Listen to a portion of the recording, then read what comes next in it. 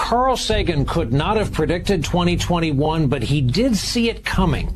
He wrote the following back in 1995, and we quote, "I have a foreboding of an America in my children's or grandchildren's time when the United States is a service and information economy, when nearly all the manufacturing industries have slipped away to other countries, when awesome technological powers are in the hands of a very few, and no one representing the public interest can even grasp the issues, when the people have lost the ability to set their own agendas or knowledgeably question those in authority, when, clutching our crystals and nervously consulting our horoscopes, our critical faculties in decline, unable to distinguish between what feels good and what's true, we slide almost without noticing back into superstition and darkness.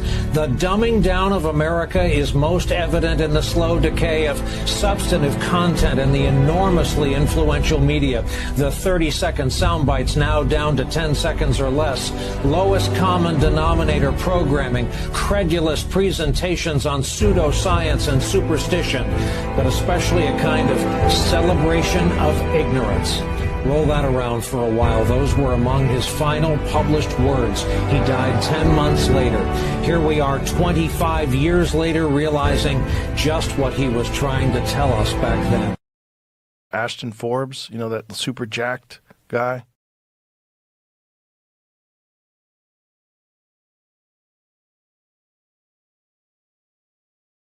Malaysian 370, contact Ho Chi Minh 120.9. Good night.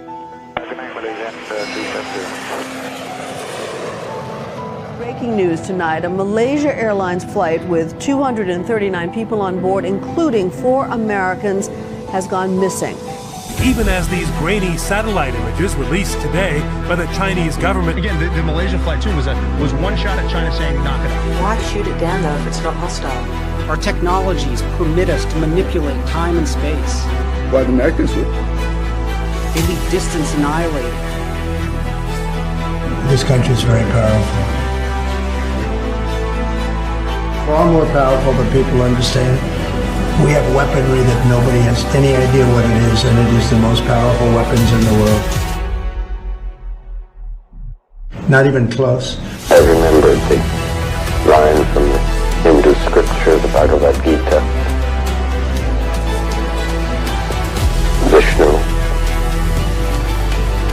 is trying to persuade the prince that he should do his duty, and to impress him takes on his multi-armed form and says, "Now I am become death, the destroyer of worlds."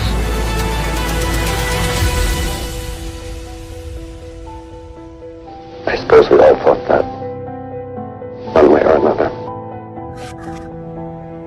Welcome to the show. You should get excited. You know why you should get excited? Because this is the greatest show on earth. You are watching it unfold in real time. Welcome, guys. First thing I want to say off the bat, you are my legacy. As all of the engineers are, we are their legacy. The ones that we have reviewed, you all are my legacy. I'm realizing as I watch how many people are in the live streams, how many people have been absorbing this content and following along. I realize this really is just like V for Vendetta. It's like, this is just an idea. If you were watching Brian Keating interview Avi Loeb earlier today, there was only like 100 people in the chat. Chat wasn't even moving. It was literally non-existent. Nobody's even watching that stuff. It's all boomer trash. People want to be invested in something they can make a difference in. And I'm here to tell you, you can be a hero too. My Hero Academia chat. Lots of references tonight. Lots of anime references. Guys, right off the bat, we're going back to the UAP Learning Group. Chat has been formed. The UAP Learning Group. The smartest scientists that the government could find have been accumulated. They have been brought together. It's essentially an Independence Day scenario. The aliens are coming for us, and we had to get Will Smith. We had to get Will Smith together to fight some aliens. I'm pretty sure Tommy Lee Jones is in there somewhere. Anyway, we've got a live look. This is a brand new image from Avi Loeb's first interview. So Avi Loeb, this is a real photo, by the way, chat. Not altered, not digitally altered at all. I'm going to make it bigger just so people can appreciate this photo. I just really love this photo. Avi Loeb has been assigned, he's basically Oppenheimer. He's been assigned Oppenheimer of the alien, of course it's UAP science group. And their goal is going to be to tell us which kind of aliens exist. What color are they? Which ones are the hottest? Which ones can integrate with our society? Which ones should we shun because they're ugly or they stink or, whatever reasons? Now, to this end, the Avengers, as they're calling themselves, the derelict Avengers, they have been announced. Who is this? Who is this Amazonian? Who is this possibly thick white related to the thick whites? We don't know. It's a mystery. He could be interviewing an alien in this. It could also be that alien is Avi is about, 4'10". Maybe Avi is of the elf species. We don't know. This is all just conjecture. Hold on. I need to actually get this off the stage so you can actually see how tiny he is. Incredible. Real photo, by the way. Okay. Now, real talk. That was mostly jokes, but that photo is real. 100% real, chat. Don't worry about Avi, by the way, guys. The guy that has been assigned to figure out aliens for us, he did just spend like a whole year trying to convince us that a normal space rock was an alien mothership. Yeah. Then he asked for $1 billion to, I don't know, have a bunch of telescopes look in the sky for aliens. Literally $1 billion. Should we worry about these things? Nope. This is the guy. We're looking for super advanced aliens. Let's put the guy in charge who thinks that rocks are alien motherships. Wonderful. Genius idea. What I think is funny about this, if I'm being honest for a second, is if I was the government and I had a list of people who are literally have no chance of ever getting to the truth, the top two people would probably be Avi Loeb and Neil deGrasse Tyson on the list. And we got Avi Loeb. So let's see. And oh, by the way, also, I mean, if you thought those were red flags, and this might be a red flag too. He says if he has to sign a non-disclosure agreement, he would do so because he thinks it's very important type of evidence for the future of humanity. And he doesn't need to broadcast it to the public at large if there are reasons not to do so immediately. You know what? I'll just let's play the. Nobody was watching this today, so let's give it some views, guys. Have to sign a non-disclosure agreement. I would do so just because I think it's a very important type of evidence for the future of humanity, and I don't need to broadcast it to the public at large if there are reasons not to do it immediately. Will there be a budget that you are authoring? You have to tell me what it is, but will there be a budget? Will there be transparency, oversight, governance, etc.? No, at this time, Chad, I don't want to judge too harshly, but you know what? The gloves are off. You know what? Actually, I do want to judge harshly. Fuck it. The gloves are absolutely off right now. Forget it. I'm also creeped out by the fact that he can't maintain eye contact. Why can't he maintain eye contact? Where is he looking down here? Is there something going on down here that I need to be looking at? You're a Harvard professor, man. Get a little bit of confidence. If you can't even look me in the eye, how am I supposed to believe you when you tell me aliens are real or whatever other nonsense they're about to try to sell us? The aliens are coming to take over. We are an advisory council. My guess, based on service in similar committees, that the budget includes travel expenses when we meet in person. That's basically it. Okay. One thing I say I'm happy about is that we're not paying for this. I don't mind some travel expenses. We're going to pay their per diem or whatever for this thing. Okay, that's fine. If we're not paying these people salaries, I don't really care that much. In fact, I'm kind of all in on this actually now. You know what, chat? I'm switching sides. I am going to get myself a UAP Learning Group shirt. In fact, we got to get these made. I wish I had my shirt, people. UAP Learning Group. I am loving this group. I can tell this is exactly what we need. This is how we keep 0 point energy from the dum-dums, chat. I wasn't thinking about it the right way. I was thinking my perspective of helping humanity. Dumb. That was so stupid of me. Why would I think like that? No. We got to remember how many stupid people there are on this planet, right? There's a lot. The UAP Learning Group is definitely the thing that we're looking at here that we want to get to make sure that this never comes out. Make sure that the stupid people never blow us all up, right? That's why we're doing this.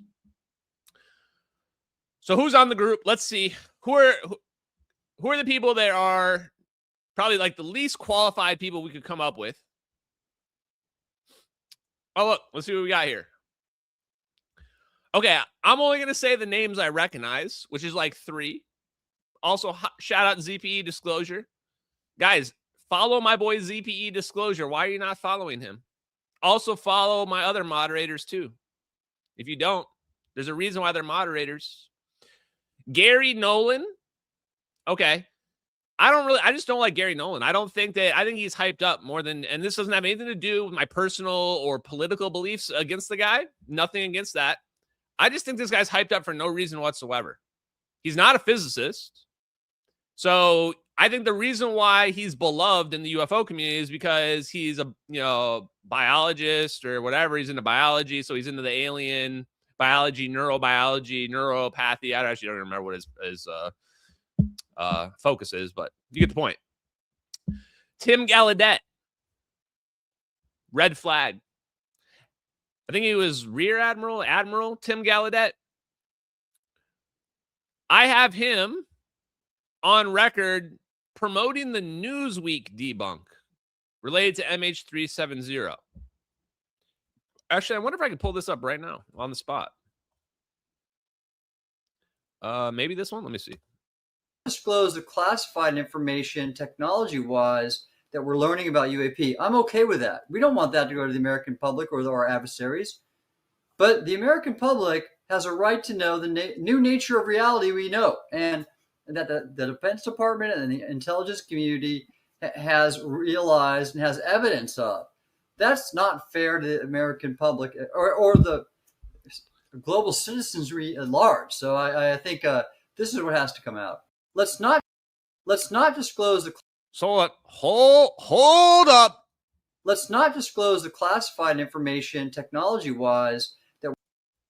Let's not disclose the classified information technology-wise. Let's not disclose the classified information technology-wise. Not disclose the classified information technology-wise. Sorry, I had to play it like 10 times. If that upset you, I just had to make sure that everybody has heard Tim Gallaudet say, let's not disclose the classified information technology-wise. There you go. First person that I even begin to respect on this list, I've got clips of him saying that he's not going to disclose technology. So why are you putting this guy? Oh, that's why he's on the committee, chat. Next, actually, we're going to come back to this guy. One of the only ones that I guess doesn't have a PhD because he's professor and not doctor.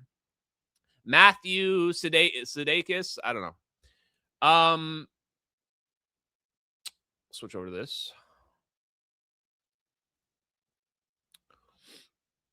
Dr. Michael Shermer. Calling this guy a doctor is the biggest stretch that you could possibly make. Michael Shermer, is he like a psychologist or something like that? Professor of philosophy or something? Not a doctor in any real sense of the word. Michael Shermer is one of the most outspoken skeptics, but not even just skeptics of the UFO community, just like, you know, if you haven't got 27 vaccines, then you're a plague rat that doesn't believe in science kind. Right. So when you see him on the list, now I'm wondering if this whole thing's not a grift, because there's plenty of videos of Avi and Michael Shermer on like Piers Morgan doing the fake good cop, bad cop routine, where one of them says one thing and then the other one, like Avi goes, oh, it's theoretically possible aliens are real, but we don't know anything about that. And then Michael Shermer goes, no, aliens aren't even real. It's not possible at all. Ugh. Right? So now this whole thing's feeling like a grift. The other thing I want to say about the Michael Shermer thing, which is going to segue into our next topic before we dig deep into the science. These are the people that deserve to have their lives destroyed. I mean, honestly, it's just going to be a wrecking crew. I'm not going to lie to you guys here. I'm going to keep it real with you. I'm going to keep it 100% real, keep it from the heart. I'm going to literally destroy every one of these people. I'm going to break their soul. I'm going to break Avi's psyche down to like when he was a little child. And you say, Ashton, how are you going to do that? Isn't that mean? Don't bully Avi. He's such a nice guy. It's not even my fault. It's not even my fault. These people have latched themselves onto a worldview that doesn't exist. Michael Shermer is going to get it harder than the rest. Michael Shermer has spent his whole career grifting, making all his money, peddling his fake expertise so that he can get on shows he doesn't deserve to be on because nobody listens to him. And telling people that he knows science better than other people as an authority on science. Those people, the best thing those people can do for humanity is die quickly. That's just the hard truth. That's the best thing those people can do for humanity. And I'll tell you exactly why. Because I have proven and will continue to prove that they are actually wrong. That they are the ones that have been wrong their entire lives. And that while they've been saying that free energy is fake and literally writing books about voodoo science, claiming that free energy engineers are pseudoscientists, people with real degrees that really engineer stuff. Turns out they were the liars. They were the scammers. They were the con artists. And not just once. These people spent their whole careers doing it. Michael Shermer spent his whole career, made an entire brand out of being the professional skeptic. And it turns out he's going to learn 100%. There's no way to change this future. This future is written in stone. He's going to learn that he was the grifter. I don't even have to do anything except for watch it play out and jab whenever the fuck I want. You know what I've learned about this? I can do whatever the fuck I want now. I have a free pass to do whatever I want. The CIA gave me the best possible thing. I don't have to go spend my time on podcasts. I can just do my normal job like I did for 12 hours today and then just lazily get on my show and just talk shit about all the phony, every single fake phony thing I see. Just like how Edward Lin knew inside information about what's going on because he knew the technology. I don't even want to reveal the videos anymore. It's more fun to just literally know what the future holds from a physics perspective and be like, oh, these people are all just wrong. These people are all just liars. This is going to be proven wrong, and just shit all over them because you already know the truth. And there's nothing they can say. What are they going to do in response? Nothing. Can anybody sue me about the videos or about anything I say? No, I've got the truth on my side. It's absolute defense. Truth is an absolute defense against any slander, libel, or defamation. It's beautiful. I love it. One more person. We're basically just going to shit on everybody all the time now, from now on. And I'm going to destroy this UAP learning group. 100% destroy it. Turn it into a circus.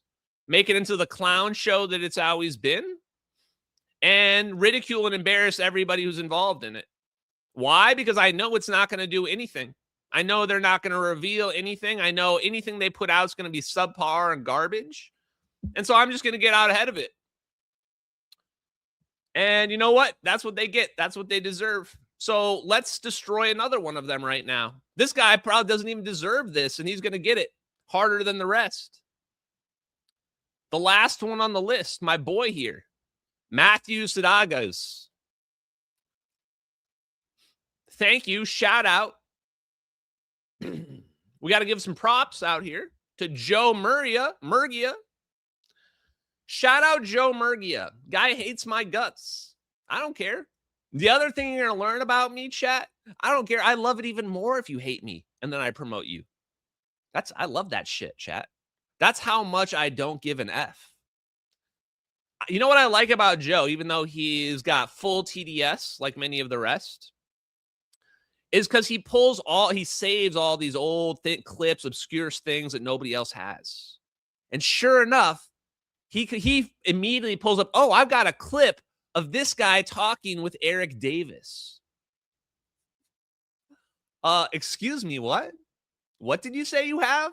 You have a clip of one of the people on our new learning group talking with Eric Davis, the world's leading expert on wormholes? Shit, chat, do I have popcorn? Because I don't even know who this guy is. And apparently we're going to find out how he stacks up to Eric Davis right now. Are you guys ready? Are you guys ready to find out how this guy stacks up to Eric Davis? By the way, there's like only maybe 2 people in this world I'm afraid to go across the mic from. And one of them is Eric Davis, which is kind of funny because he might be more afraid of me than I am of him. But I'm afraid of him because he knows everything. There's nothing I never, ever could win a debate in physics against him or Hal Puthoff or those guys. This guy, though. So I would be terrified. Let's see what his attitude is like. I can't even hold back how horribly this is about to go. I'm giddy like a schoolgirl right now, chat. I'm giddy like a schoolgirl. Theoretical possibility of backwards time travel. Oh, please. I want to savor it for another moment. Hold on. We're gonna let this play out. I think I'd like to take this one since I have a TED talk on it, which I'm very proud to say has probably as much views as people much more famous than me. Holy shit! Are you kidding me right now? Okay, so first question is backwards time travel. That's definitely a wormhole territory question.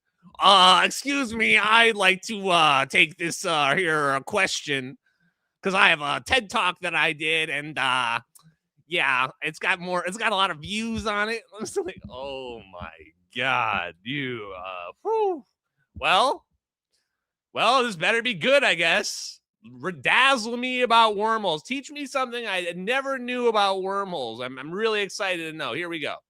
Since you're the expert, boss, go for it. But yeah, this is one of my pet topics, even though I don't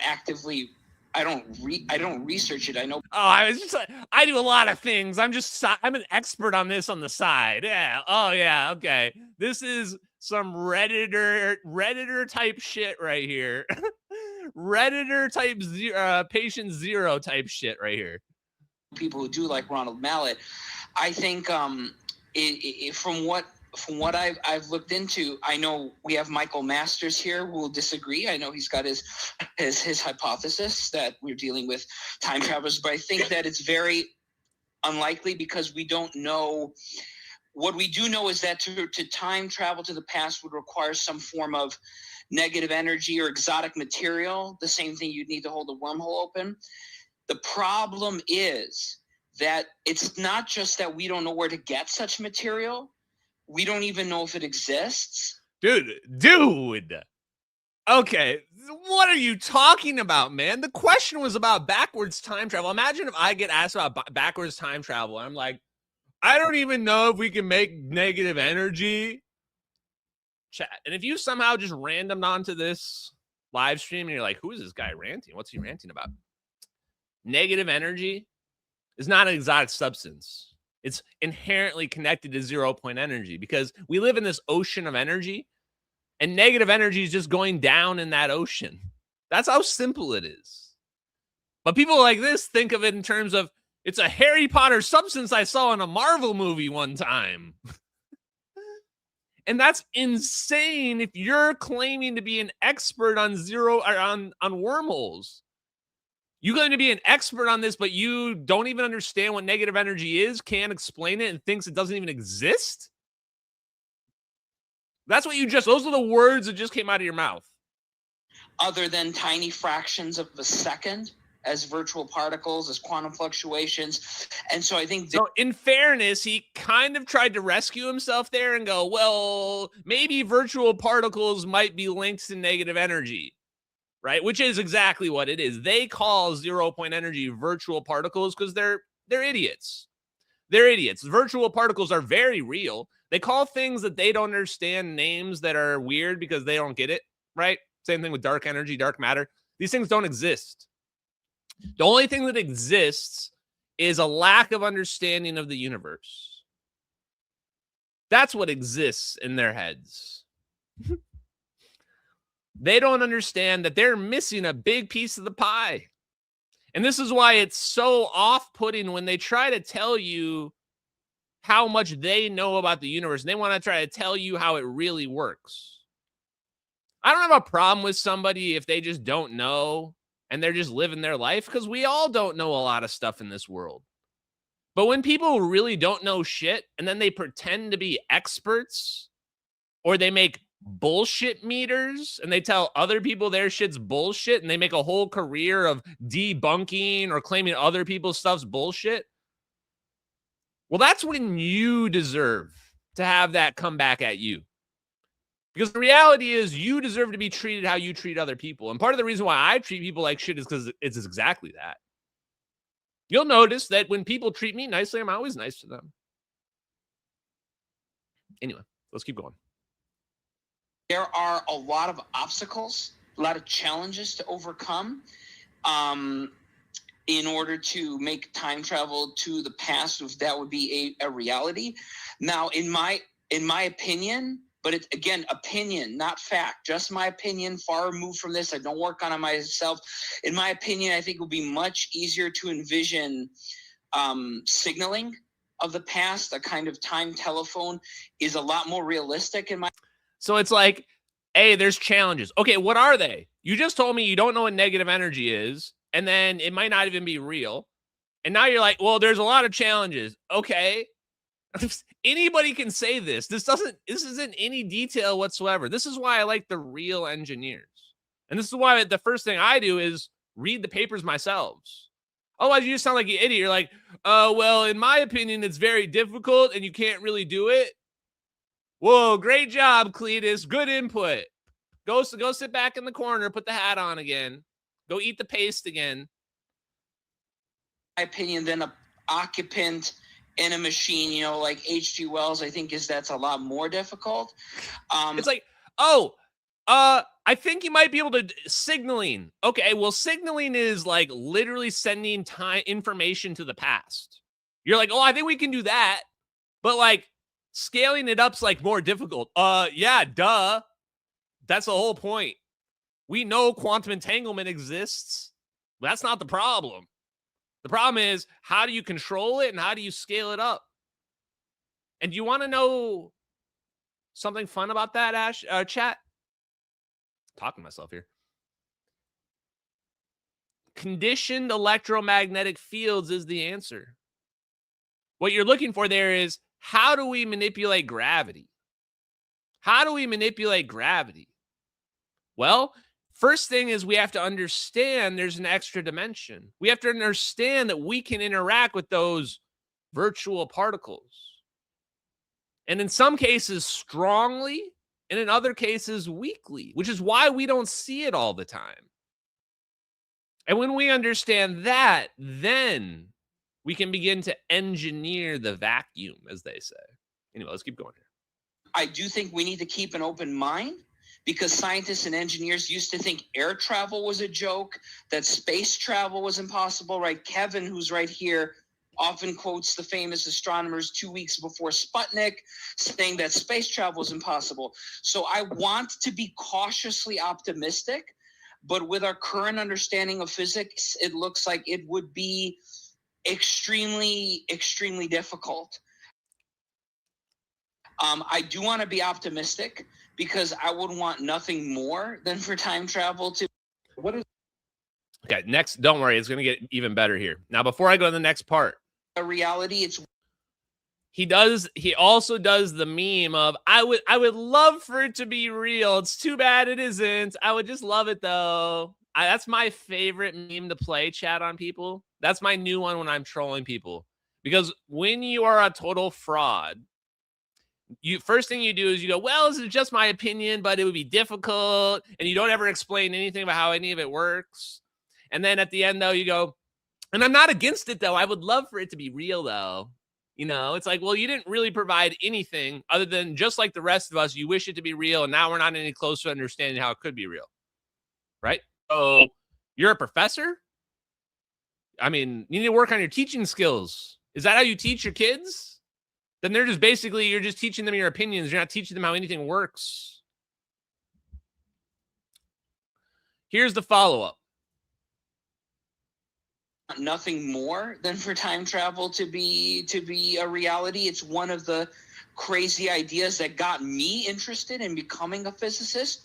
But right now, it's just there's so many levels of impossible you'd have to get through that I don't see how we or another civilization even could get there. But by the way, statement of fact, the United States government was teleporting airplanes in 2014.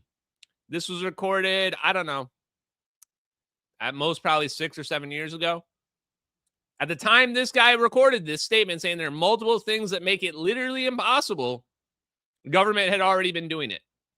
This is the person that you are pinning your hopes on to figure out aliens and UFOs. The whole derelict Avengers luring group, none of them have any hope whatsoever of ever figuring this out. It's a misfit cast of losers who have no chance of ever understanding this stuff. And Eric Davis is about to literally rip this man's soul directly from his body, like Shang Tsung. So watch closely. It's amazing. But again, I don't want to be a Debbie Downer. I do want to be cautiously optimistic. Rich Hoffman, can I interject here? This is Eric Davis. Go ahead, Eric. Yeah. Matt, that was good, but most of what you said was technically incorrect. The solution for traversal. Where is it, chat? Oh, man. Boom! Gotcha, bitch. Wormholes that was published by Kip Thorne and co-authors back in 1988, 1989, and by Matt Visser for the next following 20-plus decades, or 2+ decades, demonstrated the proof of principle from general relativity theory that backward time travel is possible. However, you're limited only in going backwards in time to the point at which you turn the time machine on. You can't go further back than that. Secondly, exotic matter is already created in the laboratory. It's called the Casimir vacuum energy. It's also called squeezed light states, which have alternating pulses of negative vacuum energy density. And we also have proof from Matt Visser's paper in early 1990s in Science magazine that he demonstrated that the present day values of the cosmological parameters can only be possible if there is exotic matter somewhere in the universe. And he presented a physics and mathematical proof of that. Exotic matter is basically called subvacuum fluctuations or suppressed energy fluctuations, vacuum energy fluctuations due to boundary conditions on the vacuum. And that boundary condition can be the two parallel walls of a Casimir cavity, or they could be an externally applied electric or magnetic field of some sort, or a gravitational field that acts on a finite region of the quantum vacuum.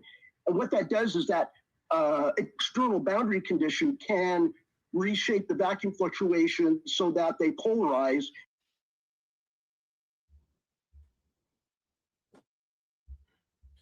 Okay. Wow. Absolutely. We had to just let him finish there. Absolutely finishes him. Fatality. That's a GG no re right there. I mean, made him look like a little child, honestly, in comparison. It's embarrassing. Comes in and just says straight up, you're wrong about everything. Matt Visser shows you can go backwards in time. There is negative energy. We've already proven it and produced it in the lab. It's called squeeze states of light.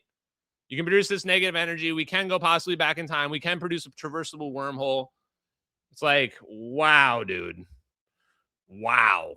That's the difference between a Redditor that has almost 1 million views on a TED Talk versus the world's leading expert on wormholes, right?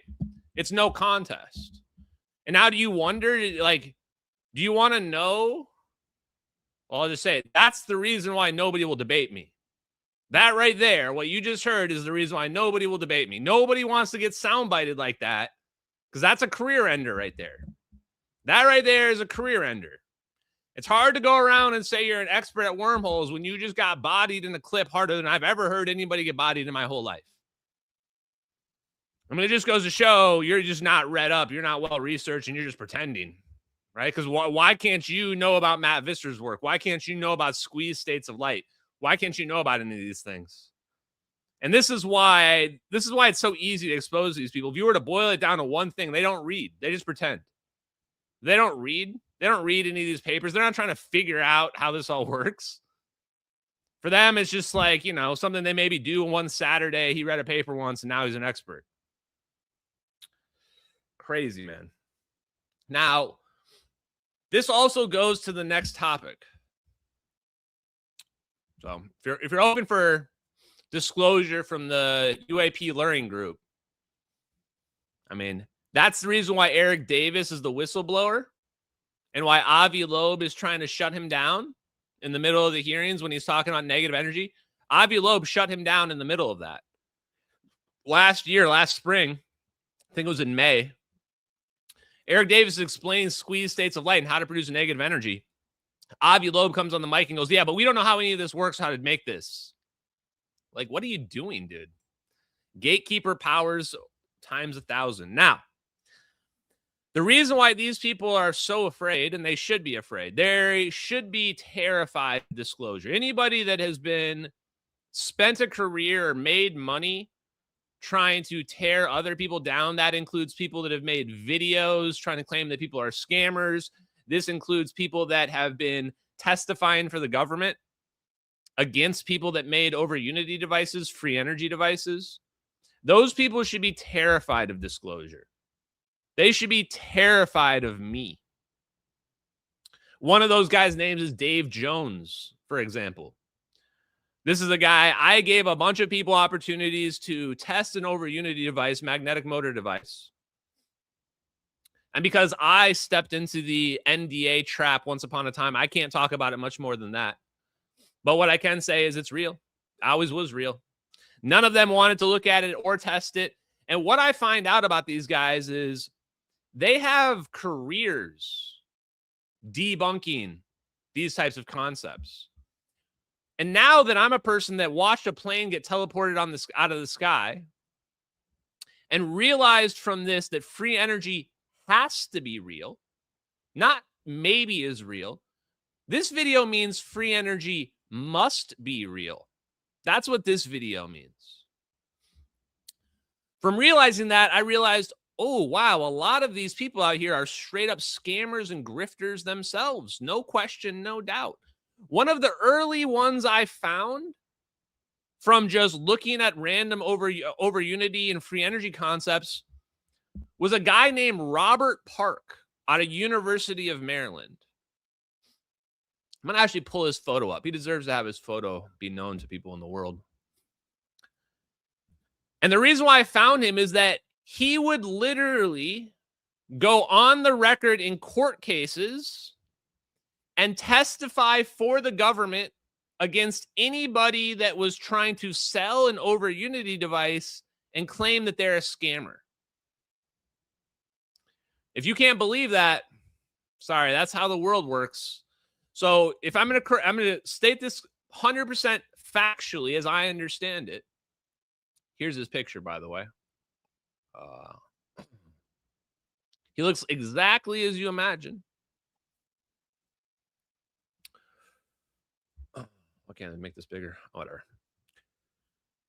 He would testify. The government usually, I think, pays you to testify, several $1,000s to testify in these court cases because it takes time and money to do this. And he would testify for them that anyone that was promoting a free energy device was a scammer, and then they would literally either be criminal or civil penalties against them. And I found a guy that he did this to. I can't remember the guy's name, something Lee, I think his name was, but he went entirely across the country showing over Unity devices, demonstrating them. And this guy came in. Now, why am I bringing him up now? Well, he came up again, chat. He came up again.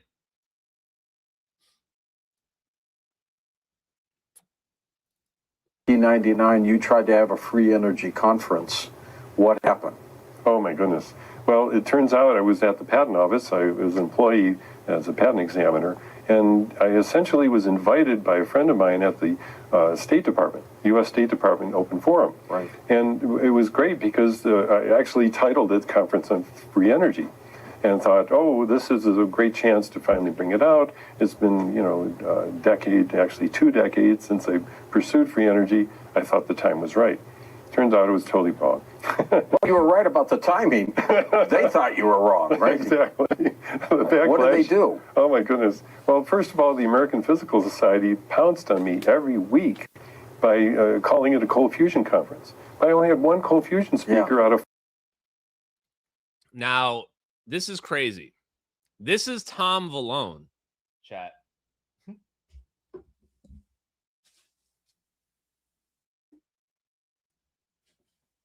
This is the editor of Faster Than Light, Tom Vallone, right there.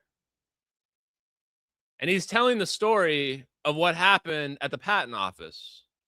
Now, how do I have this? Because I'm staring at a flash drive in my computer right now that has all of Tom Vallone's life work and media appearances on it, and I'm very good at what I do, chat. So I was watching this, and this part stuck out to me. I went, wow, this is how you lost your job at the patent office as an examiner because you were realizing that free energy was real and you just wanted to do a conference? Like you got invited to do a conference. He got invited to do one of the first free energy conferences. And you would say, well, what's the big deal with that? Like anybody can do whatever the hell they want to do. Why would anybody even protest this? Well, here we go. Society pounced on me every week by calling it a cold fusion conference. I only had one cold fusion speaker out of 14 presenters on new renewable energy and invented patented energy. So it turns out the Dr. Zimmerman, who was the only physicist at the State Department, became my nemesis, along with Dr. Park, who was from the University of Maryland, the Public Relations Department. What? Did you just hear whose name he just said? He said Dr. Peter Zimmerman at the State Department and Dr. Robert Park at University of Maryland became his nemesis. I heard this and holy shit, chat.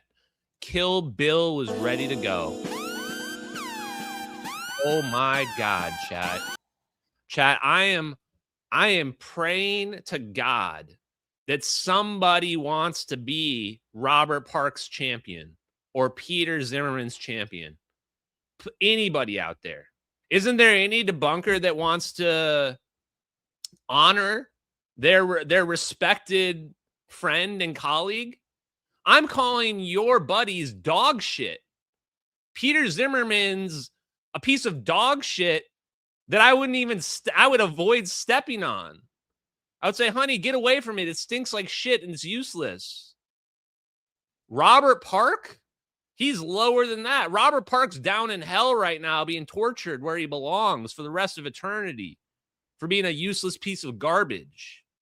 I'm going to piss on their graves. I promise you that. I'm going to record it, make sure you guys see it as well. That's probably criminal. Doesn't anybody want to defend them? Nobody wants to step in the ring and defend their buddies? This is just all a bunch of pussy cowards? Holy shit. I'm going to ruin these their whole legacy. I don't even know if they probably don't have much, but whatever there is to destroy, I'm going to destroy it. These people deserve everything coming to them. And if anything happens to me, what I want you all to know, this is my living will.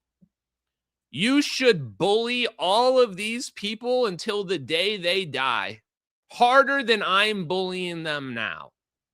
You have a free pass as if this was COVID and they're not wearing masks out in public. Chat, they're not wearing masks out in public. Are they fucking plague rats? I think they're plague rats, chat.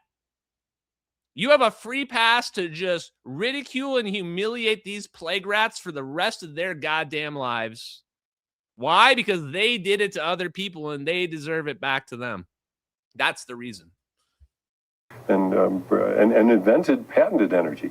So it turns out Dr. Zimmerman, who was the only physicist at the State Department, became my nemesis, along with Dr. Park, who was from the University of Maryland, the Public Relations Department. And the two of them were just too much for the Patent Office, the Department of Commerce, and the Department of Energy. So I literally then became a media frenzy with the Nature magazine article, Science magazine article, APS News, Village Voice. They all basically told my story of, this patent examiner is trying to do something, but it's totally unscientific and, quote, pseudoscience. So I got fired from the Patent Office. From that? For misrepresentation and conflict of interest. And it was laughable at the time now, but back then it was traumatic. Bro, it's not laughable. How is that laughable to him? Bro, I'm ready to go full John Wick out here. Son, I'm ready to go full John Wick like my dog just got killed. Like they just took Lulu from me. My dude's laughing out here. Traumatic at the time. They destroyed your life because you wanted to do a free energy conference. They misrepresented everything about it. They made it, you had credentialed PhD engineers that were presenters. I've got the videos. I've got all the free energy conference videos on my computer right now. Chat. No one even called my bluff. It doesn't even fucking matter. I'm pulling it up anyway.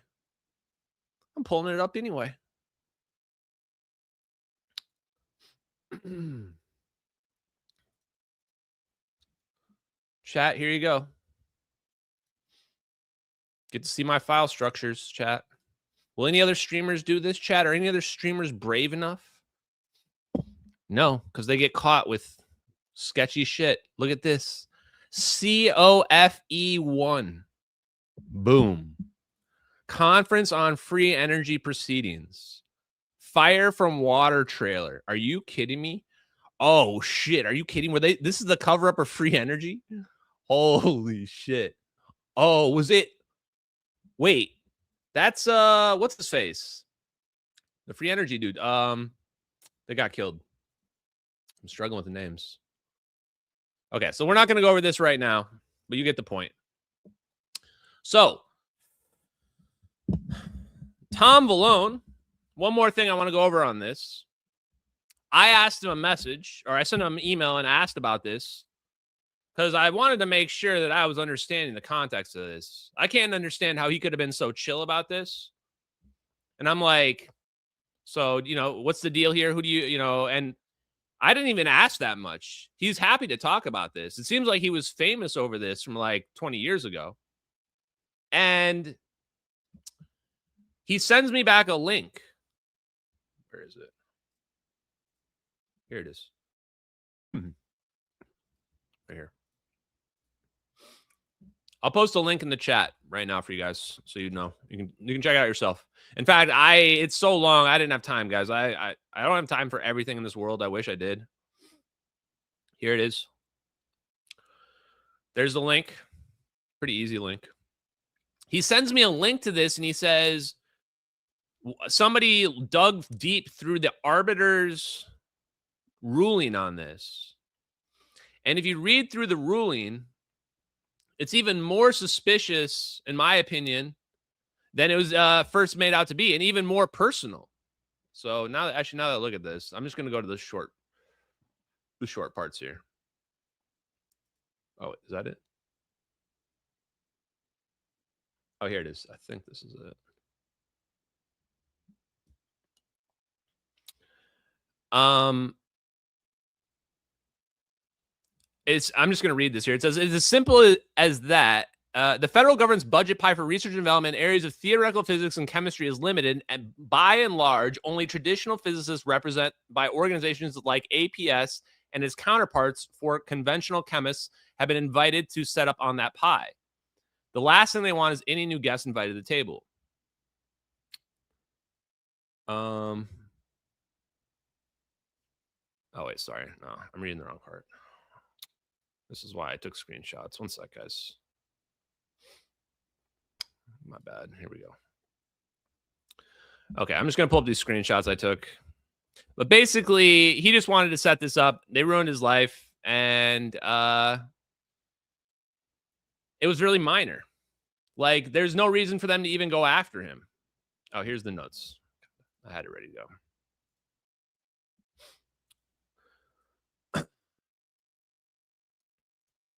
He says, March 1st, 1999, Corazon Foley, the State Department director of the Open Forum, sent a final memorandum of understanding with the grievance detailed. The grievance is, I believe, Tom Vallone, with the details of the program and the security procedures for the attendees. By that date, the grievant had also lined up a co-sponsor to underwrite some of the costs. So basically, they were paying for the meals or the drinks. Then the troubles began. The nature of the COFE, the Conference on Free Energy, and the State Department's sponsorship came to the notice of Dr. Peter Zimmerman, a high-ranking science member of the State Department's Arms Control Agency. So a guy that's in the State Department's Arms and Control Agency gets whiffed there's going to be a free energy conference, and suddenly he makes it his life mission to make sure it doesn't happen. Now, right off the bat, is that not weird? Why is there a guy who has made it his life's mission to make sure there's no conference occurs? Sorry. So then he says, who adamantly opposes as unworkable any technology that claims it produced an energy output in excess of the energy input, and had a close colleague of Dr. Robert Park. Boom. So now we're realizing it wasn't just one person. Robert Park wasn't just the guy. He was being directed by his buddy, Peter Zimmerman. These guys were literally on the government's payroll, actively suppressing, ruining people's lives, getting them fired from their jobs, just for being interested in free energy. Just for being interested in it. Guy didn't even build anything. Okay. Dr. Zimmerman protested the Open Forum's invitation to the grievance, and it's allowing him to put together a cast of renowned pseudoscientists, quote unquote, to appear under the banner of the Department of State to promote junk science. Wow. Wow. This is literally the clergy burning Galileo at the stake right here. This is literally just every anti-science fault being repeated throughout history once again. People like this literally should not be allowed to exist on this earth. If your viewpoint is, if you don't believe what I believe, you should be shut down, you should be fired, you shouldn't be allowed to do anything, then you shouldn't be allowed to do anything. Then you shouldn't be allowed to exist. That's the first, that should be the first rule. If your viewpoint is so close-minded that no other viewpoints can fit in, then you don't get to have a viewpoint. Not other people, you. And it's funny, this is why I like this perspective is when you look at it like that, it forces people to reevaluate their own behaviors. And most can't do it. Most simply are not capable of doing it because they're not really conscious at all. People like Peter Zimmerman, people like Robert Park, they're not really conscious. What's really going on here is they're afraid. They're afraid. They made their whole careers off of being frauds. Every penny they ever made was fraudulent. No different than the Somali scammers defrauding the government. No different. Exactly the same. They just did it under an official title. That was the only difference. Every penny they made was fraudulent. And every person they attacked was a victim. Truthfully, a victim. And I hope in the future that when this finally comes out, that there is free energy and that those people simply weren't able to see it, weren't able to see the reality of it. I hope that the estates of these people can sue those people's estates and take everything that their family has. Because that should be the just reward here. Should be that guy's family, everything he ever earned should get taken from them, and it should be given to the people whose lives and families that he destroyed. That's how we rectify this situation. Not to go on a too much of a tangent. Oh, actually, no, I don't want to go on a tangent. I want to keep it straight here. Let's keep going. Not done yet. So he also attacked them as pseudoscientists. So he didn't just go after Tom Valone. He's going after everybody who was attending the conference. He immediately demanded that only the speakers who have presentations had peer-reviewed and approval would be allowed to appear. So he comes out and he demands that every person who presents has to have peer-reviewed papers and they have to be approved by him personally. How insane is this?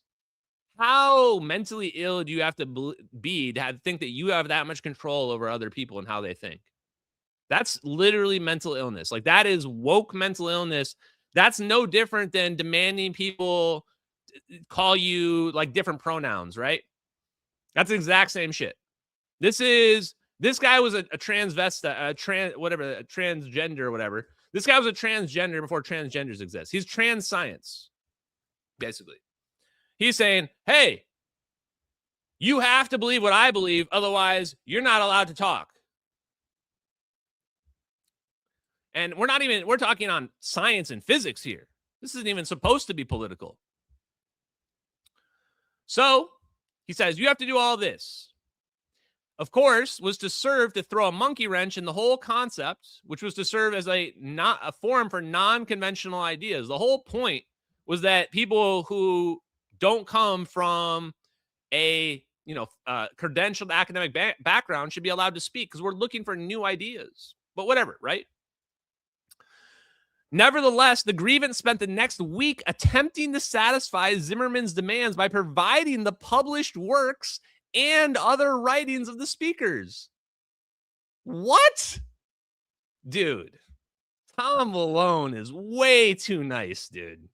Somebody does this to me, I'm crashing out on them. It's war. Bro, you come at me like this, you're coming at, that's hostile intent. This is war if you come at me like this. He's like, hey, here's all the published papers they all did. Like, yeah, here they are. Here you go. This is like the villain in a Disney movie. He's making Cinderella, Cinderella do all the work and then they're trying to take the credit. What is this? It says, however, Zimmerman and Park were determined that the State Department's invitation be withdrawn. So even after he did what they asked, even after Tom Valone did what they asked, they still shut it. They still tried to get it shut down. 4 days later, Zimmerman had made his demands on the grievant, and while the grievant was scurrying to comply, Park, in his March 12, 1999 newsletter, What's New, trumpeted free energy. State Department withdraws from conference. The first international conference on free energy will not be held on auspiciuses of the State Department. Holy shit. What an absolute, total, irredeemable piece of shit. Is this Jimmy Kimmel's dad? This is Peter Zimmerman must be Jimmy Kimmel's dad. To be this much of a piece of shit, that's the only thing that makes sense. So not only does he get what he gets asked for, still shut it down anyway, but then he goes and in his newsletter grifts off of it and brags about how he shut it down. Well, actually, it's not even clear if it was even shut down at this point. He just declared it shut down. Just declares it shut down as if I declare bankruptcy. I wish this guy was alive right now. I would bully this guy literally to death right now, today, if he was still alive. This would be his last day. Today would be his last day on Earth if he was still alive right now. I'd give the dude a heart attack through the internet. No question, no doubt. It would be his last day on Earth. Unbelievable. March 25th, 1999, Zimmerman sends an email to an unknown addressee where his initials are Robert Park. Where his initials Robert Park, chat. Oh, the shame of it all. How dastardly we are to the poor grievant. He and his Aussie friend are embarrassed, and it's all our fault. How can they ever forgive us? How can we ever cleanse our souls of this black mark? What the fuck, chat?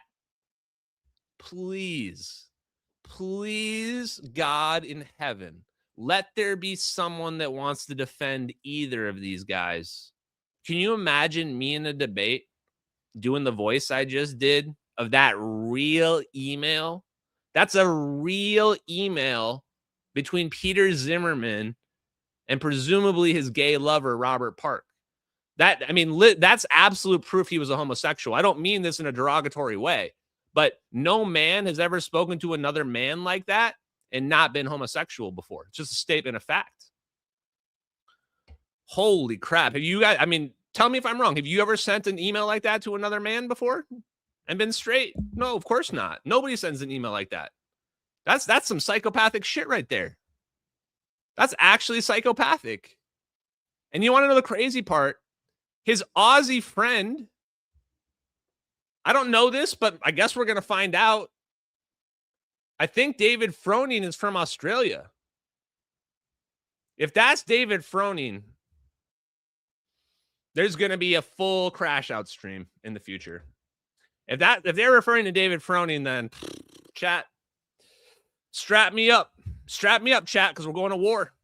We're going to war. John Wick's going to war. If that's David Froning. Okay, let's keep going. You know what? I got to read it one more time. Just for my own enjoyment. Let me read it one more time. Let me practice the voice. Oh, the shame of it all. How dastardly we were to the poor Tom Valone. He and his Aussie friend are so embarrassed. It's all our fault. How will they ever forgive us? How can we ever cleanse our souls of this black mark? That was the one, chat. That was the one. Should have done it full screen. That would have been the clip. Wow. Seeing the writing on the wall, the grievant stopped scurrying about in attempts to satisfy Zimmerman and turned to scurrying to find an alternative venue. So basically, he finally realizes they're never going to let him do the conference no matter what. And he basically has to do the whole conference over at the last second. Screws him over in every possible way that he can. Now you can't even get the State Department to pay for your lemonade that you were going to do before. You were literally just looking for a room that people can talk in. This is the most petty shit I've ever seen. They're asking for nothing here except for a room to talk in. And you won't even give them that. By the way, they literally fucking covered up free energy. Eugene Malov was the name I was looking for. And if Eugene Malov was a speaker, it won't surprise me since I saw Fire from Ice there. They literally covered up free energy. So the reason why they were probably really against this conference was because they had covered up free energy and they were terrified of it getting out. That's why they had to cover this up. That's why they had to make this go away. Because they were literally criminals who had covered up real science.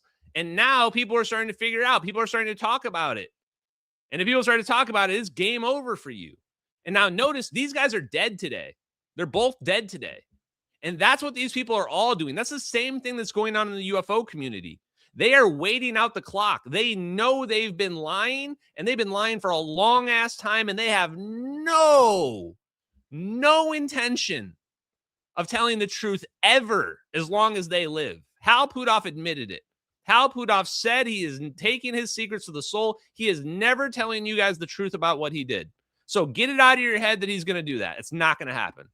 You're never getting disclosure from those people. Never. You have to do it yourself or not at all. That's how it's going to go down, chat. So finally, he figures it out. He's getting played. And he says, a sympathetic acquaintance in the Department of Energy started the process of getting DOE facilities available. But as those efforts were on the verge of bearing fruit, Park and/or Zimmerman got wind of the potential arrangement and promptly intervened with their own DOE acquaintance, more highly placed than the grievance. The upshot was that the DOE space was also torpedoed. So they actively destroyed the conference, even when they tried to get help in the back, they went behind the scenes and were even more evil and still shut it down. Hey, can we have a skate park? Nope, fill it with sand. Why? Just to be evil? Yep, just to be evil. They were filling skate parks with sand during COVID. Why? Just to not allow kids to be outside? Yep. It's just, sometimes I think when people are evil, they don't even see how evil they are. And this is another reason why they have to be brutally bullied into self-harm. The only way these people will see how evil they are is when you treat them the way they treat them, other people. Then they see how bad it is. Then they get offended. Then they go, oh, you're so mean. Oh, why are you so mean and so unfair? You go, you are so mean. I'm just holding a mirror up to you, man. The reason why you hate it is because you're a terrible fucking person. And you always have been. Please find the nearest bridge, the tallest one you can. See if you can fly. The sooner you get off the planet, the better for the rest of us. Okay. Let's dig into some science. Actually, chat, it's not going to get better now. I'm realizing. Now I see what's on deck. It's not getting better, chat. Whoo. Sabine. Okay, you know what? Let's do something. Let's show a quick video that's not. It's a little more down to earth. Okay. Wormholes. I found a dope video. Somebody actually shared it with me. I didn't really find it, guys. Of wormholes and how space portals work. Falls into a So some European guy, dude, some random European guy on YouTube is always the best science shit you can find, chat. You find some random dude with a thick accent, you know you're about to get like some dude he's like in Russia in like a tiny apartment, and he probably spent like 200 hours coding some program to get us like 30-second clip of this wormhole thing, you know? And you just got to appreciate the hell out of them, honestly, and I do. So I just want them to know that. Here we go. Torus unfolds into a flat sheet of space. A torus has such a structure that in the flat version, the right side leads to the left and the top leads to bottom. You could say this works just like portals. And these portals create this shape in the form of a torus. So, what would the shape of a space look like for our portals? To show this, I wrote an entirely new program capable of simulating this curvature of space. So he says, okay, if we see this, if our eyes show us this, which is impossible, right? You can't have something half over here and half on the other side. You can't have something half up here and half down here. Then what does this mean space is shaped as? right? And so his program basically takes these objects that we see and it converts it into its spatial orientation. Now, this is beautiful because when you're trying to understand a wormhole, this is exactly what you need to understand. Why is it even called a wormhole? It's called a wormhole because you're going to see a hole right where the space begins to suck inward. Ready? Here we go. For example, this is how a flat torus looks in it. We see that the blue square teleports between top and bottom, while the green square teleports between the right and left edges. My program glues left to right and top to bottom. Then it runs a simulation to which shape this will lead to. It moves in a funny way and converges to a torus. With this torus, both squares end up continuous. Next, let's take this Interesting how it converts into a torus. scene on a plane. Here we have a two-sided portal. The blue square So now, why is this relevant? What is the shape of our universe? I think most people say our universe is flat, but as we just saw right there, you can take a flat surface, and if you fold it, you can create a torus where there's no end, where you just loop around forever. In theory, where if I go off the side over here, I just appear over on this side, right? Whoop, whoop, just like that. Whoop. So I think that our universe is probably infinite in the same way, that our universe is a self-contained shape, where if you go out one side, you end in the other. teleports and moves in a circle, while the green one simply teleports. In the simulation, this part of the portal is glued to another part. I start the simulation. And this is relevant here. If I go back to this, because this is how our MH370 portal works. When we're watching our plane get teleported, you can imagine the three orbs are creating one side of this, like the orange slide here. And they're creating a slice, although this slice is a bubble, and that bubble is going to be connected to the other side.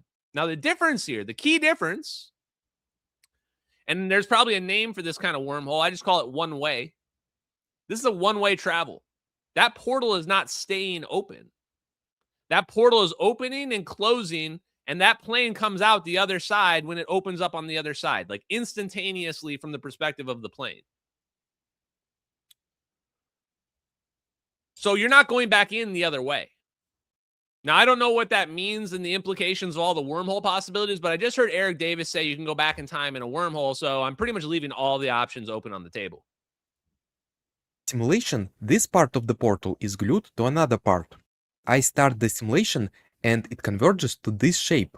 As we can see, the green square doesn't appear to teleport at all. And if we rotate the view, we can see a cylindrical surface in the back, and the blue square moves in a circle within it. And when viewed from this angle, it resembles a visual representation of a wormhole. Boom. Now, did you hear what he just said? This is the most important part. I still remember when Jeremy Reese said, how do you know it's not invisibility? How do you know it's not cloaking instead of teleportation? And I said, well, technically, teleportation is an advanced form of cloaking. Technically, it is kind of cloaking. Not only are they displacing the object from space-time, but from that object's perspective, the object's just going through a hole. It's not actually that the plane is delocating from one space and point in time and coming through the other. What we just saw from right there is from the plane's perspective, it's just going straight. It's not doing anything special. When we look at this image right here, it's just going around this curve, right? This square isn't teleporting at all. It just we're looking at it from the wrong perspective, from the wrong frame of reference. Our frame of reference is the outsider frame of reference. We're watching the plane get teleported, but inside the plane, they see them just moving forward and backward. They don't see anything weird at all from the plane's perspective. That's why it really is kind of an optical illusion. It really is kind of cloaking. Teleportation in a way is cloaking because you just see it right there. It's a trick. It's an illusion that's happening. Now, it's also literally space-time manipulation. But why is this important? Because we're about to talk about ER equals EPR here. The idea that teleportation and quantum entanglement are the same thing. And now we're learning that a wormhole is actually just an illusion. A wormhole is a space-time topology illusion, a geometry effect. We bend these two flat space-times together, and suddenly it creates a continuous space-time where the plane can just keep moving forward. And now we're realizing what we were calling a wormhole, what we called a wormhole and said, that's a wormhole, that's actually not Star Trek wormhole that opens up and is open, and we're like, time to go in the worm's mouth now. That's not what we're talking about. We're looking at this phenomenon now and we're going, wait a minute. This is just a geometry, and this can be directly analogous to quantum tunneling. We already see this effect. We already see this exact effect. Negative time. If I shoot a photon, particle of light, into a medium, imagine space-time medium, but in this case, a different medium, and I change the refractive index of the medium, the particle actually goes through the medium faster than the speed of light. Negative time. Google it, negative time. So if we do that same thing to space-time, if we make the particles go through some region of space-time, change the permittivity of space-time, the medium, we should be able to quantum tunnel right through that medium faster than the speed of light, break the light barrier. You know what? Everything I just said, all in this book. Everything I just said is all in this book right here. It's not even my ideas.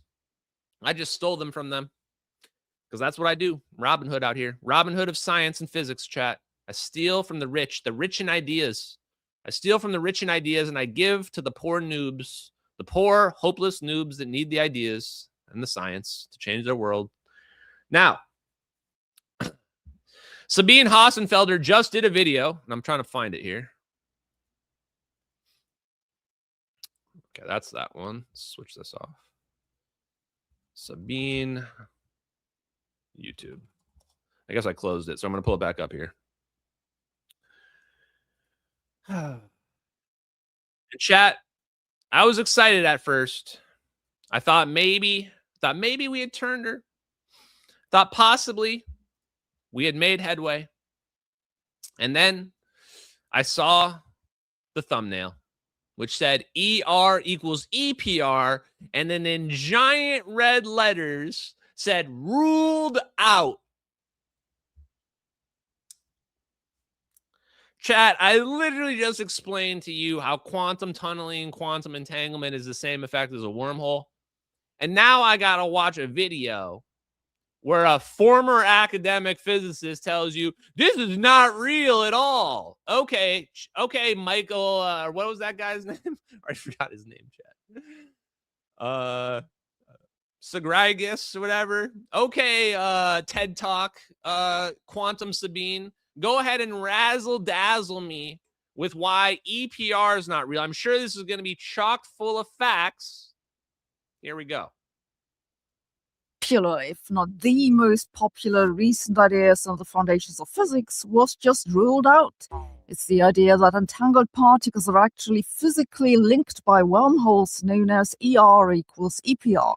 Let's have a look. ER stands for... Okay, I'm already going to go ahead and correct this. I didn't even get 10 seconds in, and I can already tell they've already got a false assumption. We're not assuming that particles are magically connected from wormholes. We're saying it's the same phenomenon. We're not like, hey, man, we built a little invisible wormhole here. We're saying that these two phenomenon are directly connected.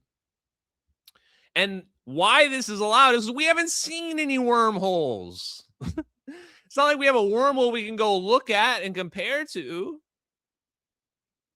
So you can't say, oh, well, that's not a wormhole because you don't even know what a wormhole is. This is why I say, this is the same people say, well, negative energy doesn't exist. So I said, well, you don't even know what negative energy is. How can you say it doesn't exist? Einstein-Rosen bridges, which is the technical term for the simplest type of worm. One more flex, chat. I was going to use Annie here, but we don't have a lot of time. I'm the person who's been promoting ER equals EPR more than literally every other academic physicist on the planet in the last 2 years. You can go check and ask the AIs. At least 19 times just on my Twitter account, just in the last 2 years. That doesn't include any of the podcast appearances where I bring it up. Okay? So think about that. Ashton Forbes is literally the person on this world promoting ER equals EPR more than any other human being that is alive. Possibly more than the people that literally developed the idea. EPR stands for Einstein, Podolsky, and Rosen, who wrote one of the first papers on quantum entanglement, though at the time it wasn't called entanglement. The conjecture says that entangled particles are connected by these wormholes. This idea was proposed by Juan Maldacena and Leonard Susskind in 2013. It's since become one of those phrases that theoretical physicists like because it's vague and sounds deep. Vague? It's absolutely not vague. Okay, guys. Sabine, you're pissing me off. You're pissing me off, Sabine. I've already have the challenge to debate anytime you want on 0-point energy. Anytime you want. But let's just start right here because you're obviously too afraid to even face me. So let's just do this through the internet then. What is quantum entanglement? You explain to me how quantum entanglement works. I was looking at some dudes like 15 posts going, quantum entanglement is totally normal and we can totally explain it in classical physics. No, you can't. No, you can't. There's one thing over here and there's one thing over here. And now the distance is 10 light years. But these things are interacting instantly. Go ahead, explain it to me. Explain it to me in classical physics, how that works. There is no explanation. And people try to say a bunch of random mumbo jumbo that doesn't make any sense, but you just break it down simply for them, and there's no explaining it. The moment they have to evoke non-local effects, you're evoking the ether. You're already admitting you lost. It's actually crazy that people can't realize that the mathematical construct known as a wormhole, if it's not exactly quantum entanglement, it must be directly connected. How can there possibly be a known effect that we have measured and tested repeatedly, quantum entanglement, quantum teleportation, something moving faster than the speed of light, connected instantaneously? How can that be real and not be connected to a wormhole, which is a connection between 2 points in space and time, which is a mathematical solution that we found, but we can't physically see it? So let me just recap. We got one thing, quantum entanglement, which we've tested, we know exists. They've got literally records for who's quantum teleported stuff the furthest. And we can't explain it. We can't explain why it exists. On the other hand, we've got mathematical wormholes that are connections between 2 points in space and time, regardless of distance, but we don't see them anywhere. Do I really have to handhold people? Do I have to, do I have to put your shoes on and tie your shoelaces as well? Or can we just figure this out on our own? But it's hard to check. If you remember the infamous episode of a wormhole on a quantum computer, yeah, that was brought to you by... Oh, and by the way, I recognize she's talking back to us. You don't think I recognize she's talking back to us? I'm the guy that spoke about this the most. Of course she's talking back to us. I've been talking shit about Sabine for weeks. Of course she's talking back, and I hope she listens. Because I'm not fucking around. This isn't a joke, and I'm not a grifter. Those videos are real, and those DMs I sent you, Sabine, are real too. And I'm really a guy that's been struggling to figure this out, but here's the good news. I'm getting it now. I'm starting to understand it now. And I like it. EPR equals EPR. The wormholes on the quantum computer were supposedly the entangled particles plus some higher dimensional blah blah, but let's not get distracted. The idea that entangled particles are physical. So when it comes time to actually explain what people are saying, what's the idea of how ER equals EPR goes, she just goes, let's not discuss it, blah blah. I'm actually starting to think she might be disinfo. You're not even going to give the other people's arguments the time of day?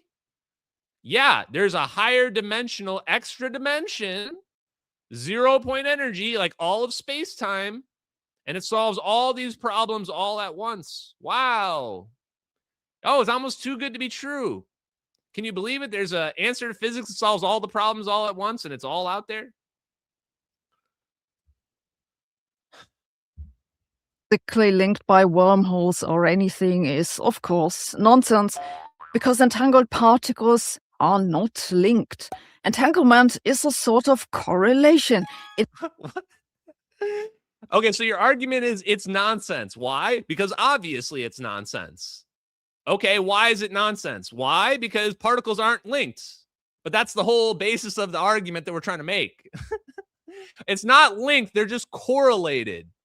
The fuck are you talking about, Sabine? Are you a fucking idiot? Yes, they're fucking linked. They're not correlated. They're linked. Quantum entanglement isn't it's a statistical chance. No, it's fucking linked. There's a direct connection there.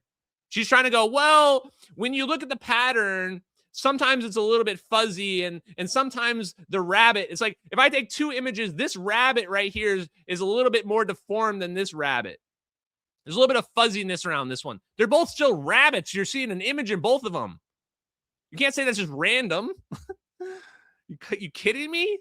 The universe is literally communicating faster than the speed of light with itself. It's a correlation. Oh my God. It implies no physical link whatsoever. A correlation just means... What do you mean there's no physical link? We literally can see it happen. This is experimentally proven. The problem with these people is they act like this is not proven.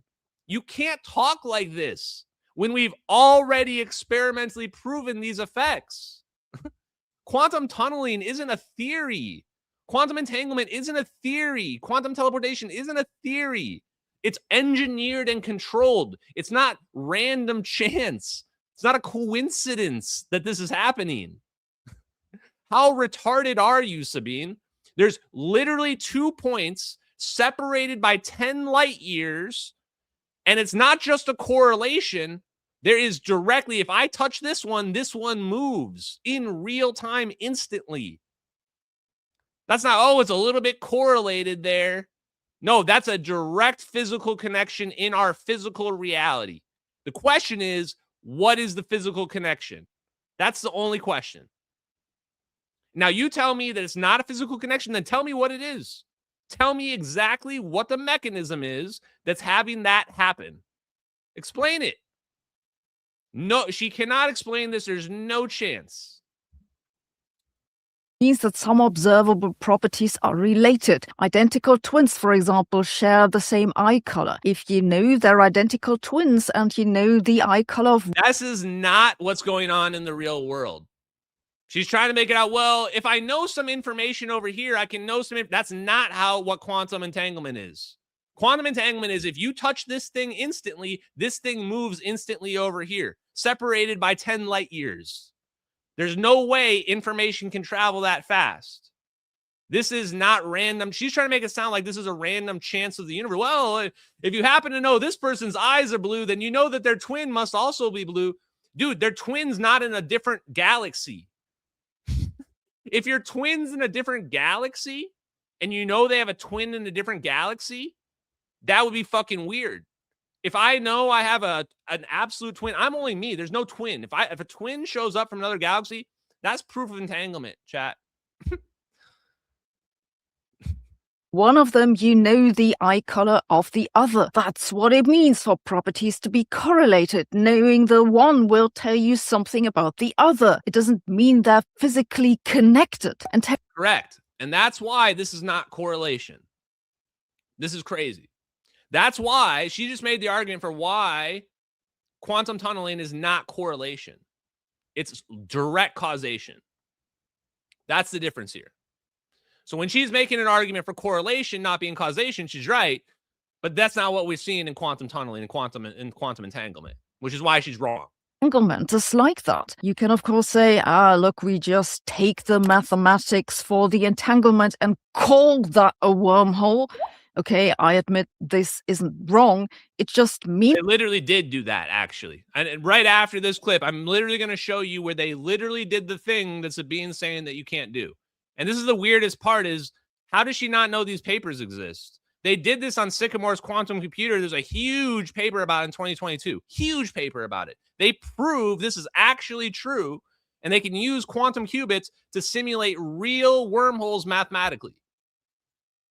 Meaningless. I could also call my hair a non-perturbative field configuration, but it still wouldn't converge. If you want the ER equals EPR conjecture to be physically meaningful, then, well, you actually need some kind of wormhole there. If entangled particles are really connected by wormholes, then those wormholes should do something more than looking profound on a seminar slide. No, it doesn't. I just showed you guys what a wormhole is. Do you guys see any magical, mystical Harry Potter tunnels? This is the problem. She's looking for Deep Space Nine wormholes, Star Trek Deep Space Nine wormhole. She's looking for a physical object in our reality that's connecting 2 points that's open that she can jump in and she can skip to another part in the universe. And while she's inside it, she can be like, ooh, I'm flying in the wormhole, guys. Here we go. But I just showed you that's not what a wormhole is. How many people do I have to embarrass on wormholes before people start paying attention that I'm not a crackpot here? A wormhole is an instantaneous bridge. When the plane disappears, it instantly appears on the other side. There's no tunnel. There is no tunnel. There's just a throat, and that's it. You get sucked in one side and you're instantly spit out the other side. That's why you don't see it. That's why you're not seeing the wormholes, because it's not a physical phenomenon that you're seeing in the sky that's going to open up. It's something that's literally connected by an extra dimension, which is why you don't see it. And when we say it's connected by an extra dimension, I'm not talking about a physical tunnel. It's a way for your mind to understand the concept that our 3D beings can't understand. I feel like I got to play like that alien kid. You guys probably know the kid I'm talking about. Let's see if I can do it. Do you understand the dimensions? Do you have to stack the books on top of each other? And then if you look at it from the perspective of this, then you understand. And if I stack another book, it's like stacking the dimensions. You know what I'm talking about? That kid that's like 12 or whatever, and you got to wonder, like, who the hell is that kid talking to? Like, who is that kid talking to? Definitely check into them. Anyway, here we go. But anyway, you guys need to watch that video that I was talking about with that kid, because he explains it, and obviously Sabine hasn't seen it. The authors of the new paper now ask a simple question. Suppose an electron is entangled with something else. If that entanglement is a physical wormhole and the electron has an electric field, then some of the electric field must go into the wormhole. Can we not measure this? At first, the answer to this question seems to be no, because whatever the wormhole, it's ridiculously tiny. Otherwise, we'd see particles disappear and reappear like popping in and out through portals. But the authors look at a case that we've measured very, very precisely.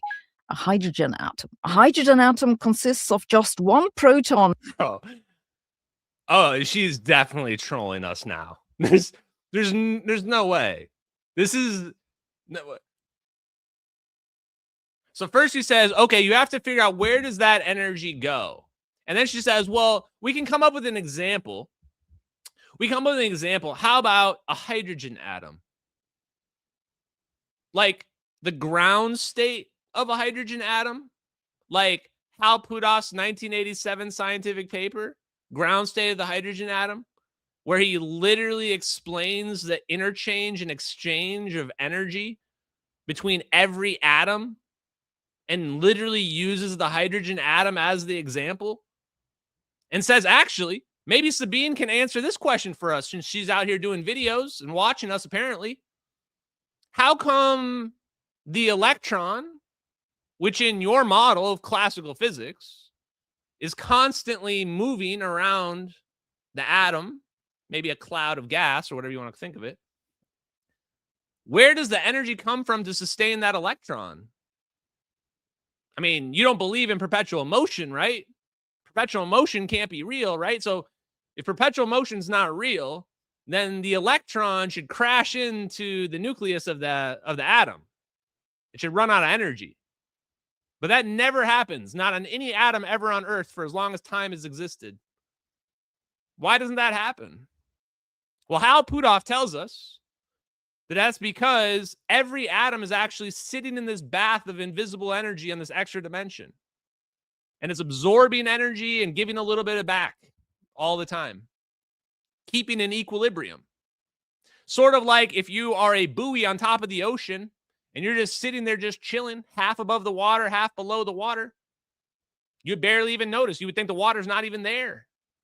Exactly. So now I can tell you, Sabine Hossenfelder is about to fall into a trap. In the atomic nucleus surrounded by one electron. They both have a spin, and usually the electron and the proton spin are entangled. The authors now say that if the entanglement is a wormhole, then part of the electric field that spans between the electron and proton goes through the wormhole. That in and of itself is unobservable. However, if you poke a hydrogen atom with an electromagnetic field at the right frequency, you can break this entanglement and create an electron-proton pair that is not entangled. The author's point is then that these two states are now different. The one has a wormhole, the other not. And this makes a relative difference for the charge distribution in the hydrogen, which then makes a measurable difference for the energy levels of the electron. And this difference, well, isn't there. The electron energy levels of the two states, entangled and not entangled, are... So I can't even really understand what she's saying there, but she's wrong. No matter what she's saying, she's wrong. I think the main reason why she's wrong is if there's a reservoir of energy where we're sucking this energy in, this is why you're not seeing the energy spit out on the other side. The main argument seems to be that if there's a bridge between these 2 points, then we should see some energy get sucked in this way and some energy get spit out this way. But if we do some measurements over here on this entanglement, we don't see this get sucked out. Therefore, it's not really a wormhole. That seems to be what their argument is, but Puthoff completely destroys that, right? Because if we're sitting in this bath of energy, that's exchanging energy, that explains why we're not seeing energy get shot out from one half of the wormhole. And we know she's wrong. We know she's wrong. Why? Because electromagnetic fields, the plane is electromagnetic fields. Everything's electromagnetic fields. We just watch a plane get teleported through the sky and presumably show up somewhere else. It doesn't matter where, somewhere. So we know, we know you can send electromagnetic fields through the extra dimension and have it show up somewhere else. That's not even in question. So Sabine Hossenfelder, as a statement of fact, is objectively wrong about everything in this video so far. Perfectly described by the standard quantum maths without the wormholes. Of course, this doesn't entirely rule out the idea. Strictly speaking, it just means that if there are wormholes, then very little of the electromagnetic field goes through them. So they say that all these assumptions now are all just false because you've worked off a false premise. If your theory doesn't have, if space is empty, then yes, you're going to need something shooting out on the other side. You say, oh, it might be just really small. No, it doesn't really matter because that we're living in an ocean of energy. If you look at the universe as an ocean of energy where the water eventually gets back to the ocean, then all these problems go away. Some parameter that must be very small. This is why I have to give the paper 3 out of 10 on the bullshit meter. But that isn't because of the paper. It's because the idea itself was already bullshit.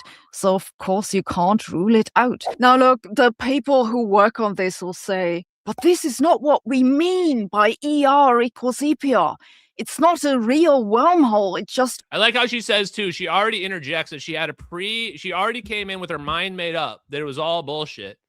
And she's repeated that multiple times. And I think is this her second promo we're about to get? Her second commercial in a 7-minute video? She makes 7-minute videos and she's got multiple in video reads. The way to think about the maths.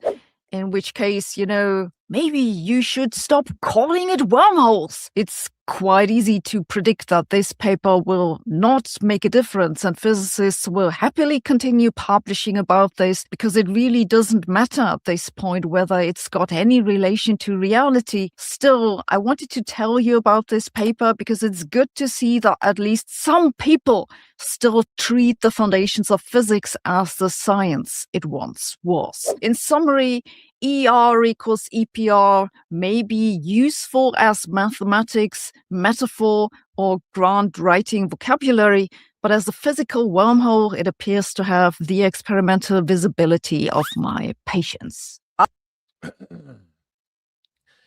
Is that true, Sabine? Huh. If that's true, then why does this article exist? Physicists create holographic wormhole using quantum computer.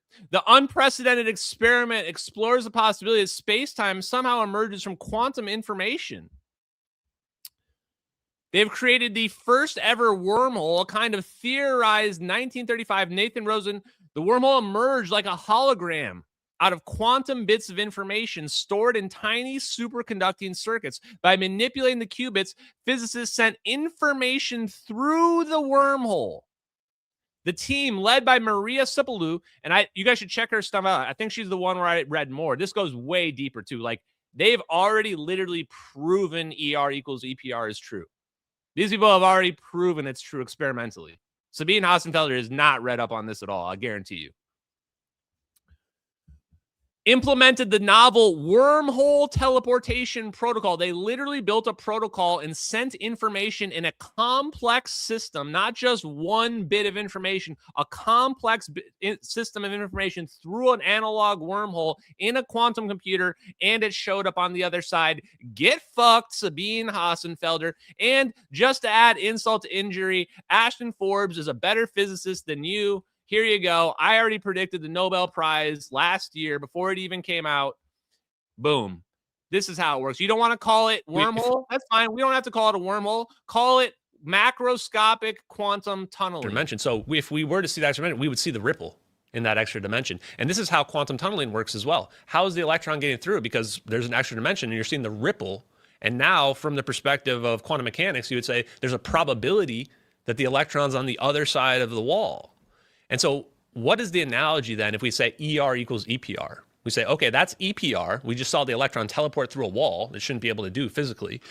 Well, the equivalent is we need to find out what's the barrier of our macroscopic reality. What's the wall? The wall is space-time. The wall is the 0-point energy. That's the wall between me being here and me being in your seat. So if we remove that 0-point energy, if we squeeze that 0-point energy out, then theoretically we can cause macroscopic quantum tunneling to occur. Boop, boop, boop.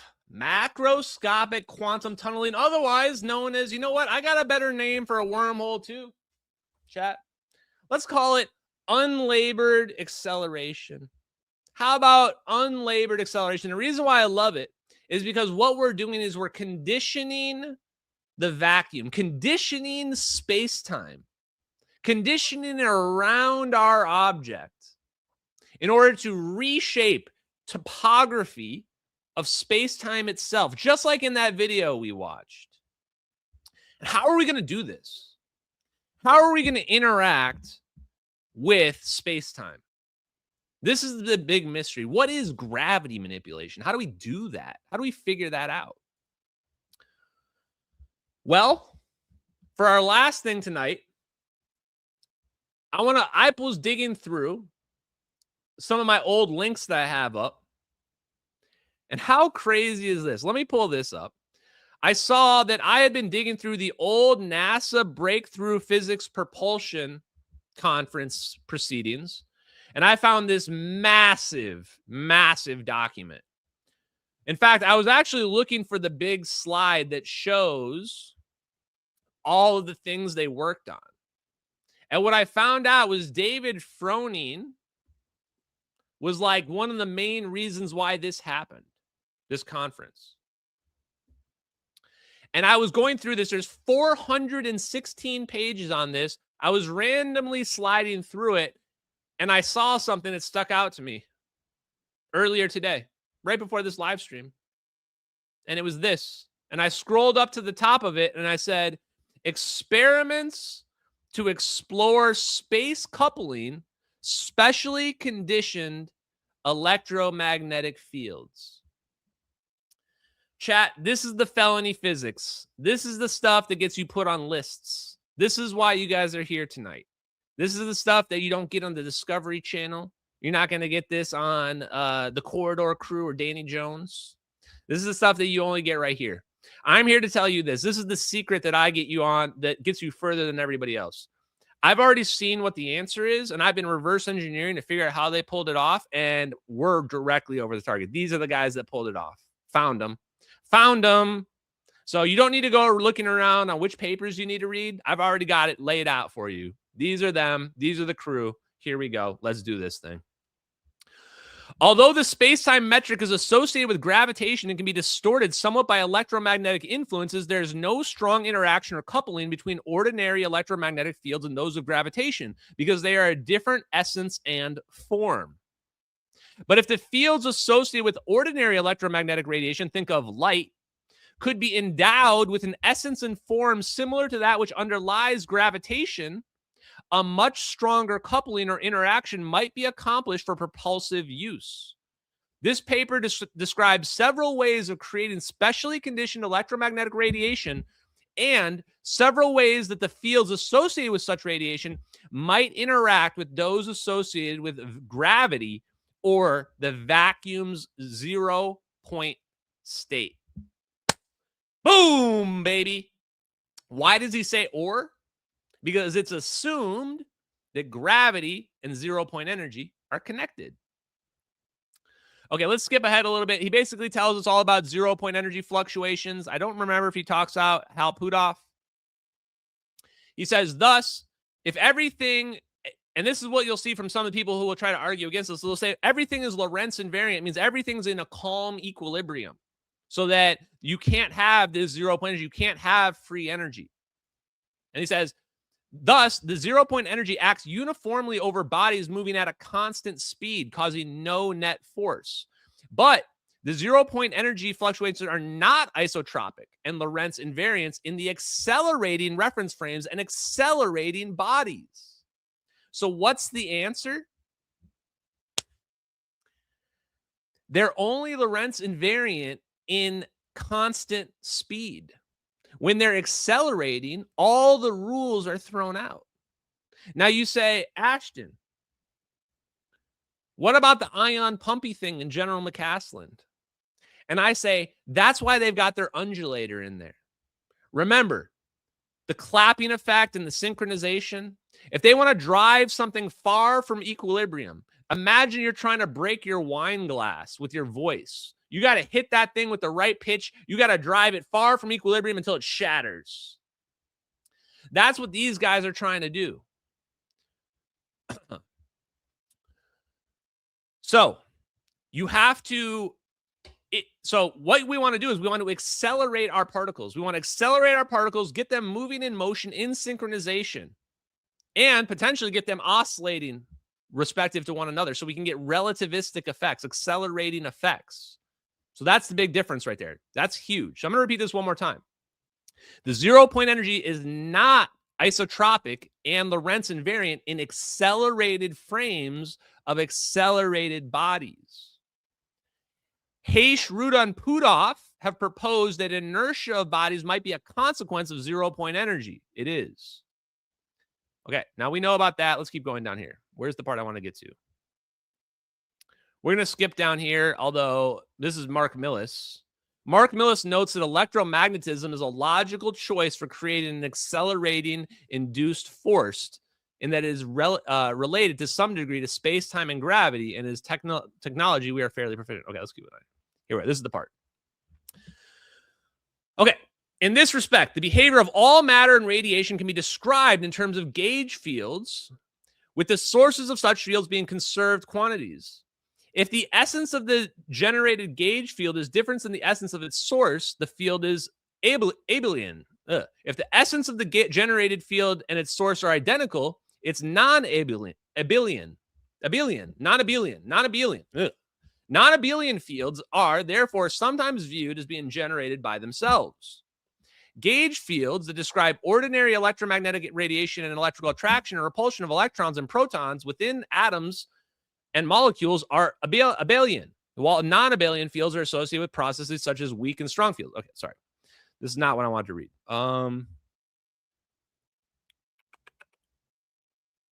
This is what I wanted to hear. If a non-abelian field underlies gravitation, and what is he saying in non-abelian? He's saying that there's essentially an extra dimension, just like the kid with the book. Just like the kid with the book. If we add an extra dimension, it changes the equations of electromagnetism. Suddenly now, I have to worry about up, I have to worry about straight ahead, I have to worry about left and right, but now I have to worry about the extra dimension.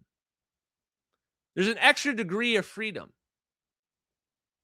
So this changes all of our math, changes our equations, changes how we have to look at Maxwell's equations.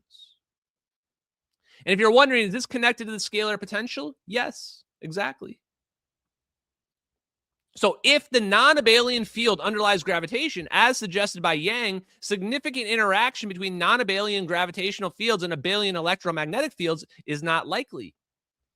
But one of us, Terence Barrett, has shown the possibility of transforming ordinary electromagnetic fields into conditioned electromagnetic fields of non-abelian form and higher symmetry. So he's saying Terence Barrett has an idea on how to convert normal light, normal electromagnetic energy into energy that will manipulate gravity.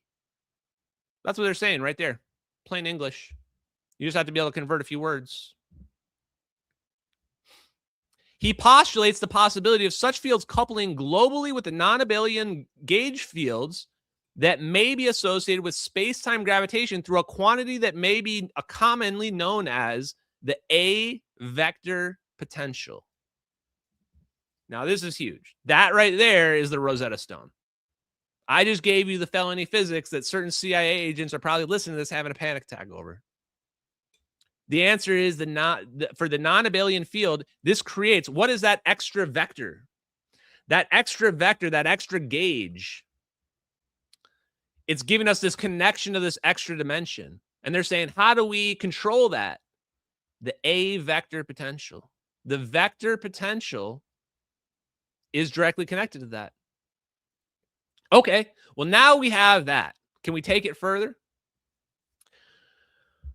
The preponderance of current scientific opinion is that gravity is one of four fundamental forces, but investigators such as Sakharov and Puthoff contend that gravity is not a fundamental force, but one that arises from continual electromagnetic interplay from the zero-point fluctuations. The zero-point fluctuations in such a configuration can therefore be considered an abelian field of U1 symmetry. But if a non-abelian field underlies gravitation, I already read all this, okay. Perhaps such a non-abelian field component would be manifested in accelerated frames, where a spectral distortion of ZPF occurs. Now, why is this very interesting?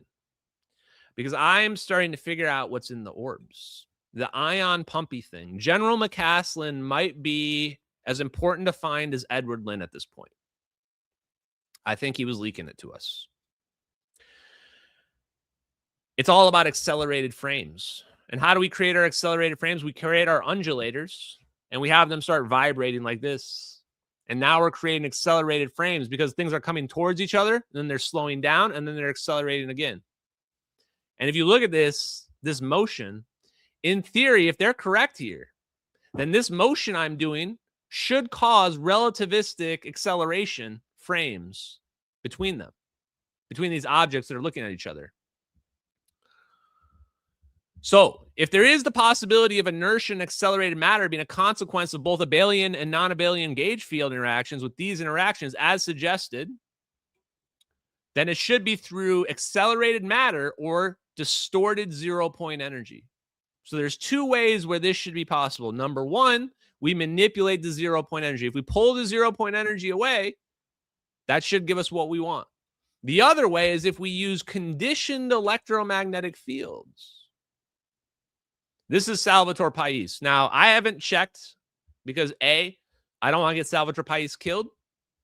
and I don't want to get in trouble, but I would bet you if you do a cross-reference of David Froning's and Terrence Barrett's conditioned electromagnetic fields, you're going to find a lot of overlaps directly with what Salvatore Pais has been talking about in terms of amplifying energy.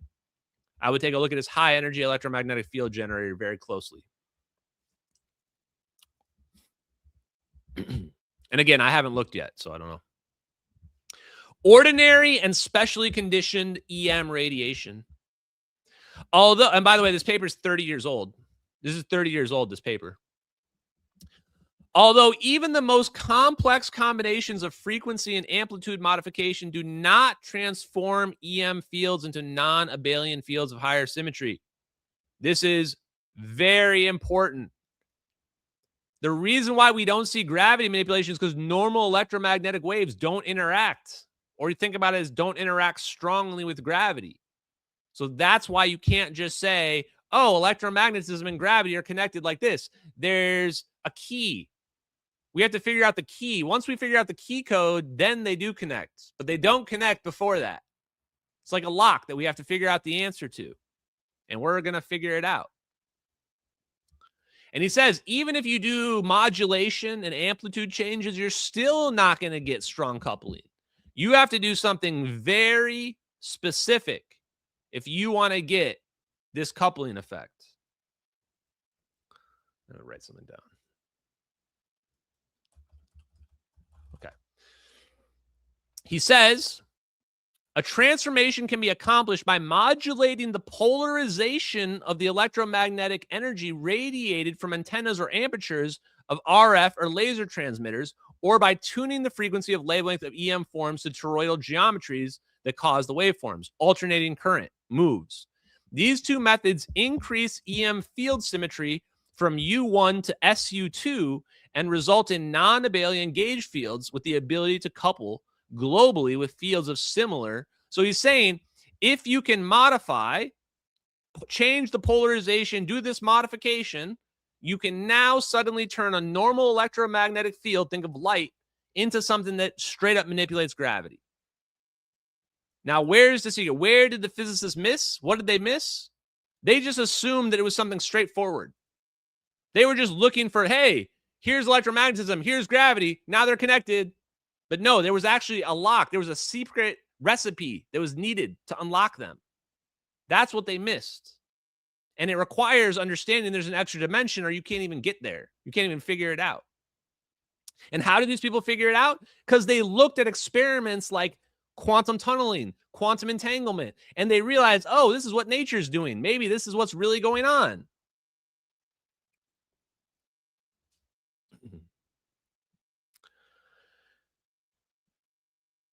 Then he says here, these two methods increase EM field symmetry and results in the non-abelian fields able to globally couple with fields of similar through the action or something that may be common to both. So here's the thing that's common to both fields. What's common to gravity and what's common to normal electromagnetism? The vector potential.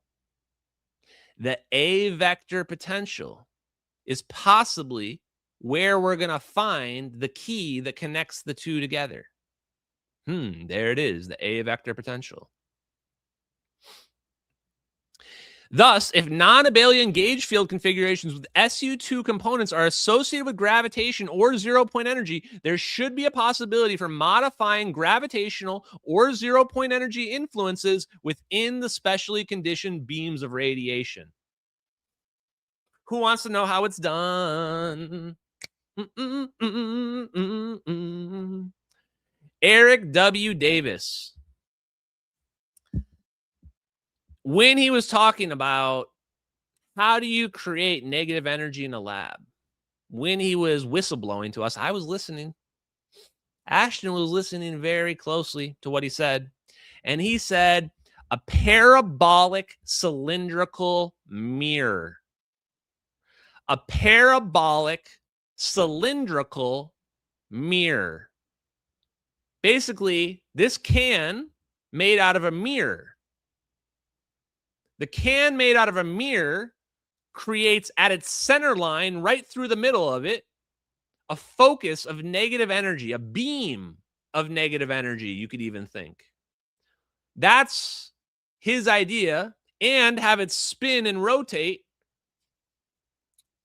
And you can do this, and you can get potentially those accelerating effects, and you can cause an amplification of negative energy around the focal point of your cylindrical mirror. And I would say, oh, I know how to do that. They literally figured out how to do this with plasma. They literally made cylindrical plasma mirrors just like this. In fact, this is also very similar to dense plasma focus and some of the fusion mechanisms as well. Okay, it's almost Yahtzee time. Let's keep going. The propagating speed of electromagnetic disturbances within a given region of empty space is determined by the electrical permittivity and magnetic permeability of the vacuum by which they move. So the speed of light, if we now realize space is a medium, we can engineer the speed of light, because the speed of light is literally the permittivity and permeability of space-time. So if we change the permittivity and permeability of space-time, we change the speed of light. Anyone says the speed of light's a constant, well, kind of correct, but also kind of dumb. Wave fronts within normal electromagnetic beams therefore propagate as planar or spherical disturbances at constant c. However, if polarization modulated beams, the conditioned beams, interact with space-time metric, permeability and permittivity and wavefront speeds changed within the specially conditioned beams, then the EM fronts will propagate as non-planar or non-spherical disturbances at variable speeds within the beams. Not exactly sure what that means. Now, expanded equations. I'm going to skip past this a little bit, but here is the math. I'm going to zoom in on it for a second. Essentially, what you're doing here now is if you take this extra dimension, this extra electromagnetic coupling, you have a whole new set of equations. You have your normal standard Maxwell equations on the left, and on the right, you have your new expanded equations. There you go. Enjoy the math. Probably very similar to scalar potential, Bearden scalar potential. Very similar ideas. We're taking the Kaluza-Klein model of the extra dimension, adding a degree of freedom, and now this changes the math around. And now we solve for the math, and we say, oh, well, now I know how to teleport something. When I solve for the math, here's my A vector potential, and the A vector potential is going to teleport my plane that way. There you go. This is what I wanted to read. Creation of polarization modulated EM radiation. A means of creating polarization modulated EM radiation of SU2 symmetry in non-abelian form is described by Barrett. So this is basically saying, how do you create your gravity beam? One fraction or ordinary input of electromagnetic energy is seen to be divided into three fractions. Okay, three fractions. Split your beam into three. One fraction, orthogonally polarized. Change the polarization. Change the polarization of one of the beams. Okay, got it. Another fraction is expended in accomplishing the phase modulation of the polarization rotated wave energy. So modulate the phase of the wave. The remaining fraction of the input energy is then combined with that of the polarized and phase modulated wave. So then mix it back all together, and the emission of especially emitted electromagnetic radiation will continually vary polarization with respect to time. Now, let me add on to something else here. One of the things I remember from one of the interviews of George Miley is that he was trying to figure out how to get laser beams to link. And what we're realizing here is we're going to have these different phases of beams. And what we're trying to do is we need these beams to link back up together. Sounds familiar. One mechanism by which you can control waves of beams of waves is something called a soliton. It's like a highway. You're like, you chill in this highway. You chill in this highway. I think that they may be using this concept to either control how the waves interact and intersect to create interference zones. The other possibility they can be doing is they can be creating a specially squeezed state of light within that undulator. That undulator with the particles flying through it, all waving around, synchronizing back and forth. They can be creating a squeezed state of light in there, and at that focal point, it's creating that focus of negative energy.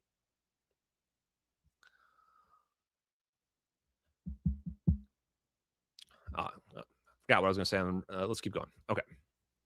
That's good enough, though. If a fraction of the input wave energy is expended in accomplishing the phase modulation, the electric and magnetic field intensity associated with the polarization modulated radiation can be less than for normal EM radiation for a given input power. But energy conservation requires that expended energy not truly vanish, but be transformed into another form. One possibility would be increased A vector potential field intensity within the EM radiation. Oh boy, there it is. There it is.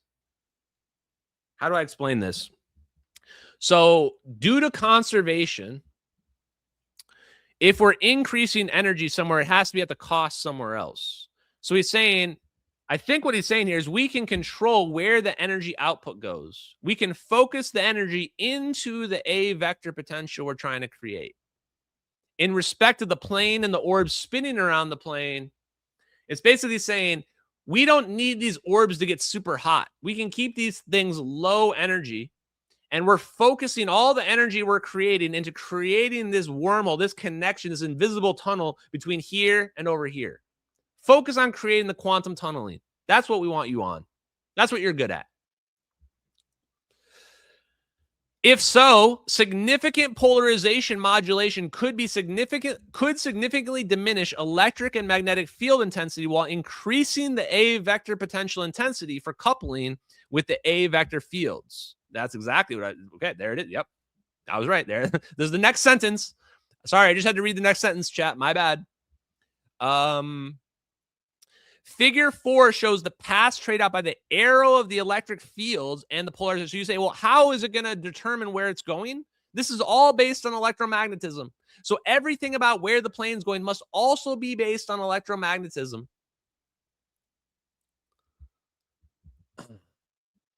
The last bit, I think I just want to go to the last part down here.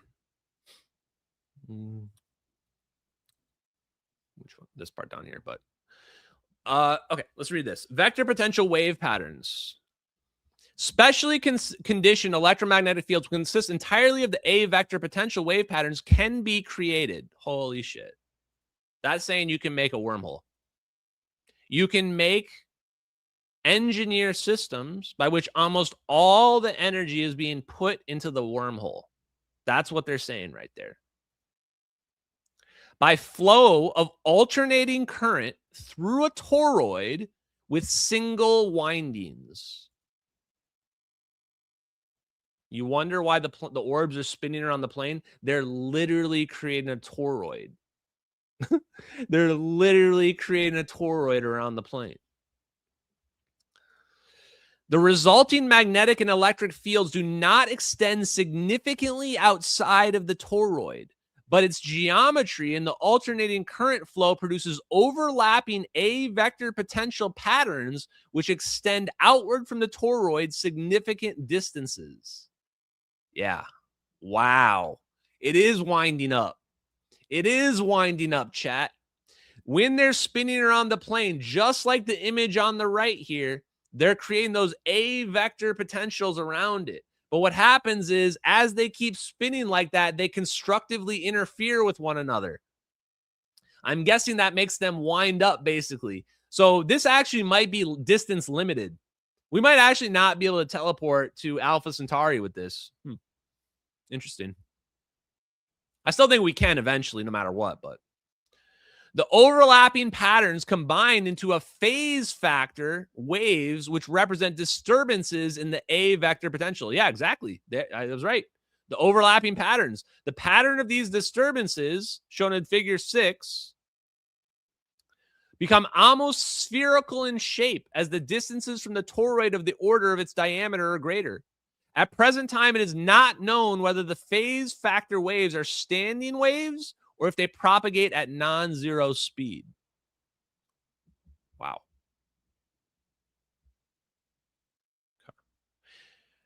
It says, and interactions with space-time metric or the ZPF would be expected to be the most intense at the various resonant frequencies if an A vector potential field underlies the essence of ZPF. So he's also saying from this part right here, this effect is resonance-based. You're only going to see this effect strongly when you hit the right resonant condition. Otherwise, you're not going to see anything at all. So in addition to all of this, then you also need to be able to hit the right resonant frequency. And that resonant frequency may depend. It's going to depend on the medium that you're using. In the case of plasma, it depends on the plasma frequency. The last bit, this is the most crazy part to me. Electrical power needs. It would be desirable that specially conditioned EM beams used in operational field propulsion systems not require significantly greater electrical power than required by powerful radar and laser systems in use or other use. But although significant electrical power is likely to be required for the generation of the EM beam, such power would be invested primarily in the creation of A vector potential disturbances, not in the generation of intense electric and magnetic fields. Wow. That's why the orbs are so low energy. This confirms, by the way, that the letter to Ashton Forbes is real. It's a low energy phase transition. Why? Because they're converting all the energy into A vector potential energy, into wormhole energy, space juice energy, if you want to think of it like that. They're converting all that energy into space juice energy. That's a very scientific term, by the way, chat. And he says it's going to require a huge amount of energy to produce these electromagnetic beams. To make these specially conditioned beams, we need a large amount of energy. But it's going to be focused not on making a huge electricity ball that's super powerful. It's going to be focused on manipulating space-time. That's why the main condition of the orbs is them spinning around the plane. Because they're just little balls of lightning, little balls of electricity. More advanced field propulsion systems that could interact more strongly with gravity or vacuum zero-point state could require higher power that is achievable for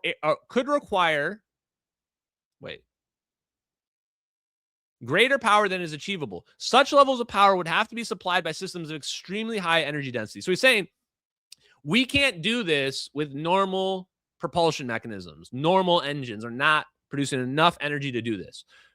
Now, this is huge. You say, Ashton, why is this not, if we can manipulate gravity and space-time, why are people not building more of these devices? Because they require a huge amount of energy to produce the conditioned electromagnetic beam. To just produce the beam, it requires a large amount of energy to pull off. And it's very complicated based on what I just told you. Now, listen closely, because this is the best part. One example of this type of system might be the aneutronic fusion electric spacecraft power system proposed by Robert Bussard, which emits no neutrons and causes no radioactivity. Hell yes, chat. Where is it?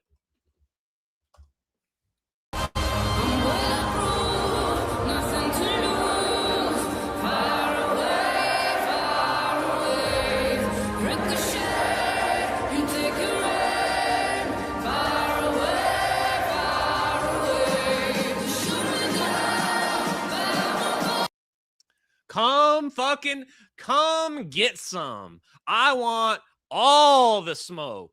I want everybody. When I read, I couldn't believe the damn words that I was reading on the page that I had never read before that says, Ashton Forbes is right, in big, bold letters. This might be my absolute favorite of anything I've ever found in any live stream. One example of the impossible energy requirements that we're going to need to pull this off come from aneutronic fusion electric power systems. Booyah, bitch! Hell yeah.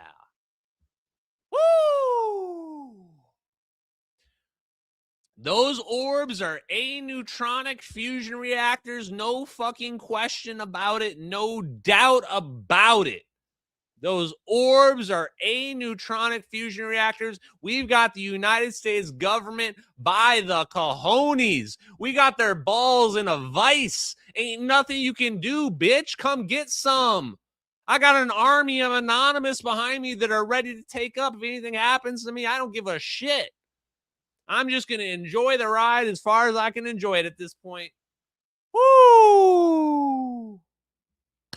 A more speculative possibility would be extraction of electrical energy power from the vacuum of space itself.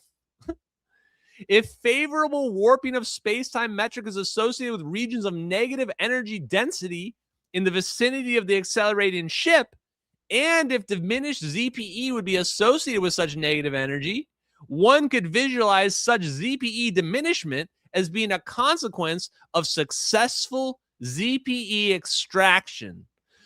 Yes! Come get some! Everything I've been saying for years, right there. When you extract 0-point energy, you produce negative energy and you get real energy out of it. And it is free fucking energy. And we are coming for all you motherfuckers who are lying about this. All of you. Nobody is safe. I'm getting every one of those PhDs. I'm going to have them lined up and I'm going to rip them up in front of you while you cry. It's time for super chats. Woo! Pill chat popping off today, guys. Nice to see you guys in there. Hope you guys are doing well. Rumble chat. Thank you guys as well for hanging out tonight. Appreciate you guys. K Sierra, Double M's, Not Yoda, TF13, Living Soul. Nice to see you guys. Let's get to the supers. Chad 48309. Gary Nolan is beloved because he's a nice guy. Exactly. And nice guys finish last. If you've learned anything. And that's why Ashton Forbes is not a nice guy. Because I'm not here to sit around and watch people get stomped all over. I'm here to make a difference. And I'm here to tear down anybody that's stupid enough to get in my way. Simple as that. Chaotic Good. Rolls-Royce tip jar. Rolls-Royce is going to be producing small modular nuclear reactors. Does that not make you feel safe? Rolls-Royce, who covered up the engine data in MH370, Rolls-Royce, who literally covered up the engine data in MH370 to protect the U.S. government, is suddenly making small nuclear reactors. I guess everybody's making small nuclear reactors suddenly. We don't know how to make small nuclear reactors 2 years ago. Now everybody's making them. Amazing how technology suddenly advances overnight with nothing happening. 877 Swiss Miss says, just thanks, Ashton, for your endurance and your dedication. Thank you very much, Swiss Miss. Appreciate you. Chaotic Good says, not there's anything wrong with that. Chat, I'm not a bigot. I think people can believe whatever they want, be whatever, pretend to be whatever gender you want, sleep with whoever you want, believe whatever stupid shit you want to believe. Makes no difference to me in my life whatsoever. Just don't be a damn hypocrite. Don't be somebody that tries to tear other people down while you don't actually do anything yourself. That's all I demand. Otherwise, the Four Orbs curse is coming. If you don't believe in the Four Orbs curse, chat, you better start believing in the Four Orbs curse. You think I don't believe in coincidences. I'm literally reading a paragraph by David Froning and saying everything that I've ever been saying for the last 2 years, and I didn't know this existed earlier today. There ain't no coincidences, chat. Dobby with a Throbby, Based and Chad Pill. Dobby with a Throbby, probably my favorite username. XLX Squeeze says, yes, it is, and yes, they are. I don't even remember the context, but thank you very much. Appreciate you. And Jill Real Robinson says, what if it has been you instead of Eric W. Davis during that conference and Avi Loeb had tried interrupting you? He'd been for a rude awakening. At that time, I didn't know that much about negative energy production. At that time, we were still trying to figure out what the hell is a squeeze state of light? What does that even mean? Now we know squeeze state of light. We take our light beam and we squeeze in. What happens is part of the wave drops below zero, drops into the negative. And you go, whoa, is that negative energy? Is that tapping into 0-point energy? The answer is yes. They're actually manipulating the medium when they're doing that. And then the question is, how do you capture that bit of negative energy? Solitons. You basically create a highway and you say this part of the wave is negative, this part of the wave is positive, and you give them their own avenue. Or like Eric Davis says, make your parabolic cylindrical mirror, and now your focal point will naturally be an energy, a high region of negative energy density. That's the one I'm going with. XLX Squeeze says, Ashton, is she poking at my H1 proton vortex? It seems like I may have to deal with her like I did Sarfati. And guys, be nice out there, even though I'm very rude to people. Like, I keep it on the level in terms of I may call them an idiot, but I challenge them. Like, I called some other guy an idiot, but I said, the reason why you're an idiot is because you don't offer any solutions. You say, oh, no, ER equals EPR is stupid and it's obviously fake, but you don't produce any answer for what quantum entanglement is. How about you put your idea out there? That's how you should attack people. Don't just attack people and be spiteful. Attack them to get the answer that you want, to challenge their viewpoint. And so when you look at me and you'll see that in many cases, not only am I just attacking someone, but I'm saying, hey, what is electricity? How does gravity work? How are you going to try to shoot somebody down when you can't even answer these basic questions? 6 Night Slayer 9 says, Hossenfelder PhD revoked. No, thank you. We're going to give it to that 12-year-old kid who understands dimensions better than Sabine Hossenfelder. XLX Squeeze says, okay, love you, bro. Challenge accepted. Tetra quark torque can lower the Coulomb barrier 18 to 25%. So, yeah, I think you can make these quark gluon plasmas. And sounds like if you use torque, and sounds like that's what we've been talking about with the spin, you can potentially create the conditions where you can create these Coulomb barrier reductions. Plumber Guy 33, $20 dono. Thank you. Fantastic work, Ashton. Don't stop. I won't. Thank you very much, Plumber Guy. Mark Jackson says, free energy, baby. I want my A-neutronic race car. Hell yeah. I want my A-neutronic Jarvis orb. Bar T Welding, tip of the hat to the chat. Our numbers only grow. Indeed, everybody. Okay, guys, thank you very much for hanging out. I appreciate it, guys. We'll be back on Wednesday, probably with a little bit of a shorter stream on Wednesday because I'm working really long shifts this week. But I'm glad you guys were here. I'm glad we were able to do this and go over all this. It was a fun stream. Follow me, hit the subscribe, hit the like. Let's get to 100,000. My nephew wants that button, that YouTube button. Personally, I don't care about that, but my nephew's a cute kid. So let's get it for my nephew, chat. Peace out, MH37X. I love you guys. Later.